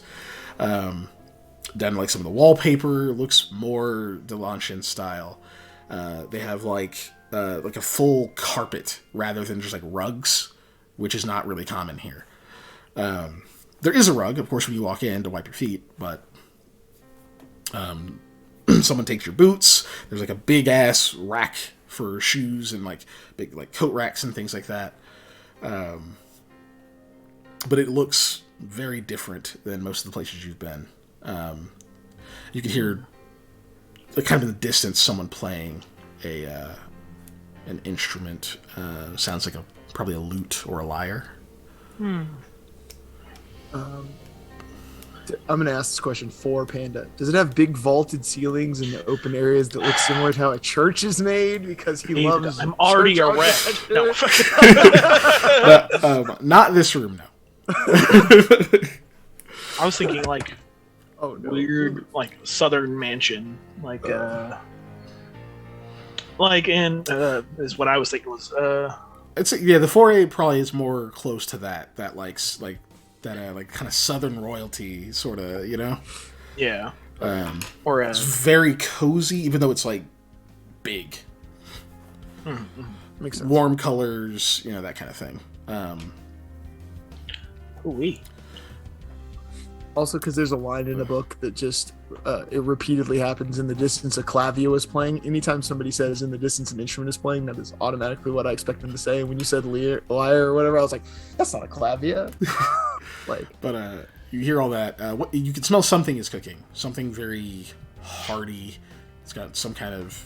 It's definitely got some meat in it. It's been cooking a long time. There's like some very pungent, savory smells are permeating the air. The kitchen's probably close to the foyer. And the person who like kind of had you all come in will walk in and they take your coats and everything like that. And a couple of other people come in. One of them immediately greets you and says, you must be logistics and retrieval, yes? That's us. Eli, Lamia, Samuel, and he's looking at Rahala Vanar. I'm the guest. I'm not a participant. She's one of my employees, though. Is why she's accompanying us. She nods. Yes, that will be fine. There's plenty of room. We Clint, also have another employee out waiting with our carriage. but why? He didn't feel like coming in. He had some food he wanted to eat. He's also. I just start doing this like above my head till I get to about the right height. He's also large and is very Avarak? self-conscious about coming in. Yeah. Oh, I see. Okay. Well, if you'd like to, he's welcome, but we don't want to make anyone uncomfortable. At the moment, Master Markham is he's currently meeting with just a simple matter. He'll be done in a matter of minutes. So there's no need for you to wait out here. I'm sure you've had a long journey. Are you all hungry? Certainly. Excellent. I was gonna ask, are we? Probably. You've also been Always having hungry if road the food food. is free. Yeah. Right. But you've also been having mostly road food, so Yeah. Craisins. What have the birds been catching? You know what they say? If it's free, it's for me. he says, I'll send someone to invite your friend in. What was his name? Vibron. Wrong. Excellent. Okay. I'll have someone go and check if he would like to join you. But for now, down the hall this way. If you could, make sure whoever you send is a guy. He's a little uncomfortable around women sometimes. I've heard of that here. That's interesting. We don't really have many Avarak in the Lancha, which is where I'm originally from. But, and he looks at you and says, and I know like when I see like. He smiles and will lead you all down this very nice hallway. You see several portraits of slowly decreasing in like age of the portrait, right? Of many people like sitting very, very straight and proper with like the chin up, you know, like got like the one hand sort of holding the breast pocket closed, and they're all like taking the same picture. You see like what looks like 6 generations of people in the portraits on one side of men, and then the other side women. Is there any placards or anything underneath those? There are. You see that they are all of the Markham family. And, I was going to ask if there are any names that jump out at me that I might recognize. Are you trained in knowledge local or history?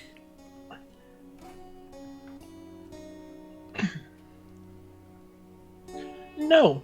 Okay. You know who is though? Soon, but Your boy. you are, but you are Anyways. not from Delantia. Yeah. So, Yeah. so this would not be something that'd be familiar to you. Okay. But for Sam, I'll give you a straight intelligence to see if anything sticks out to you. Intelligence. No. You saw a snail, however- though. No. It's What? Yeah. Uh-huh. Oh, beautiful. No, Uh-huh. you do not learn anything. However, you found that somewhere along the ride, a snail hitched a ride in your pocket. You must have picked it up in like, God, probably Milan or something. It's just been going, buddy. This one man. is a tan snail with a completely like pitch black shell. He's very small. You're basically like you travel to the other end of the world, buddy. For your perspective, what are you doing here? Put him back in my pocket. I'll put you outside in a minute. A lot of snails here. It's wet. So It's wet. So yeah, you guys make your way through the hallway. The smell's getting a little bit stronger. You see that it kind of like it branches off into like a couple of different rooms. One looks like maybe like a sitting room. You can hear something familiar to two of you, not you, Lamia, but the other two of you. You can tell it's the pendulum and a grandfather clock, because you've both been around them. From one of these rooms, you can hear something else that's kind of like ticking or chiming. Just like it sounds like there's some stuff going on. There's some trinkets in that room, but the door isn't open wide enough to see them. But eventually, Grandfather clock's not in this room. Sorry. You can hear the grandfather clock from that room. Okay. That's mostly closed. Okay. You can hear some other stuff in there. There's a lot of life in this place. You can even, as you get closer or further down the hallway, you hear a lot of voices, some people talking. Someone's laughing about something, and then there's like an obvious fuck up on whoever's playing the lute. And it's like, God damn it! Don't do that! I'm practicing. I have a recital. And there's some other laughing. It's like, you'll be all right. And the person leading you will open a set of double doors, leading you into a what is obviously a banquet hall, and not just a normal dining room. And next session, we will introduce you to members of the Markham family, who you will meet immediately. Well, we have to wrap tonight because we're way over. So, Yeah. Unfortunately. Thanks But for joining we got us, there. everybody. Yes. We got Be there. sure to join us in the Discord and post your stars and wishes, what you liked and what you would like to see more of. Quick, somebody post the Discord link. What if you're not all right. I got it. Also, you guys should check out our YouTube for replays. Also, like we hit up earlier, for the backstories of our characters, and then also some cool backstory on the world of Hayethe as well. And of course, spread the word. 7 more people, and we hit affiliate. And, well, we will be eligible to be affiliate. We will have to do 3 additional streams in a month to get to it.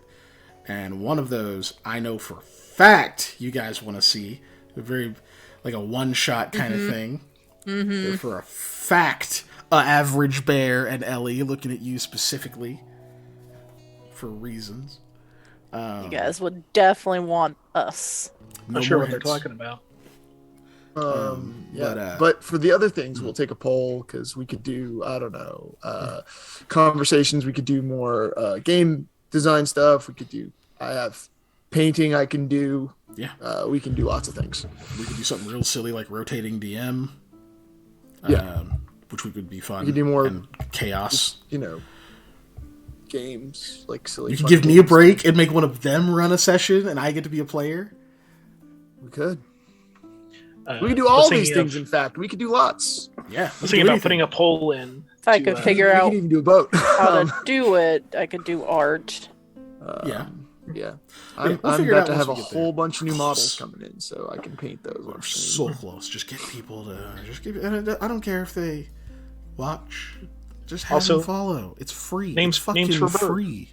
Names for bird. Names for bird.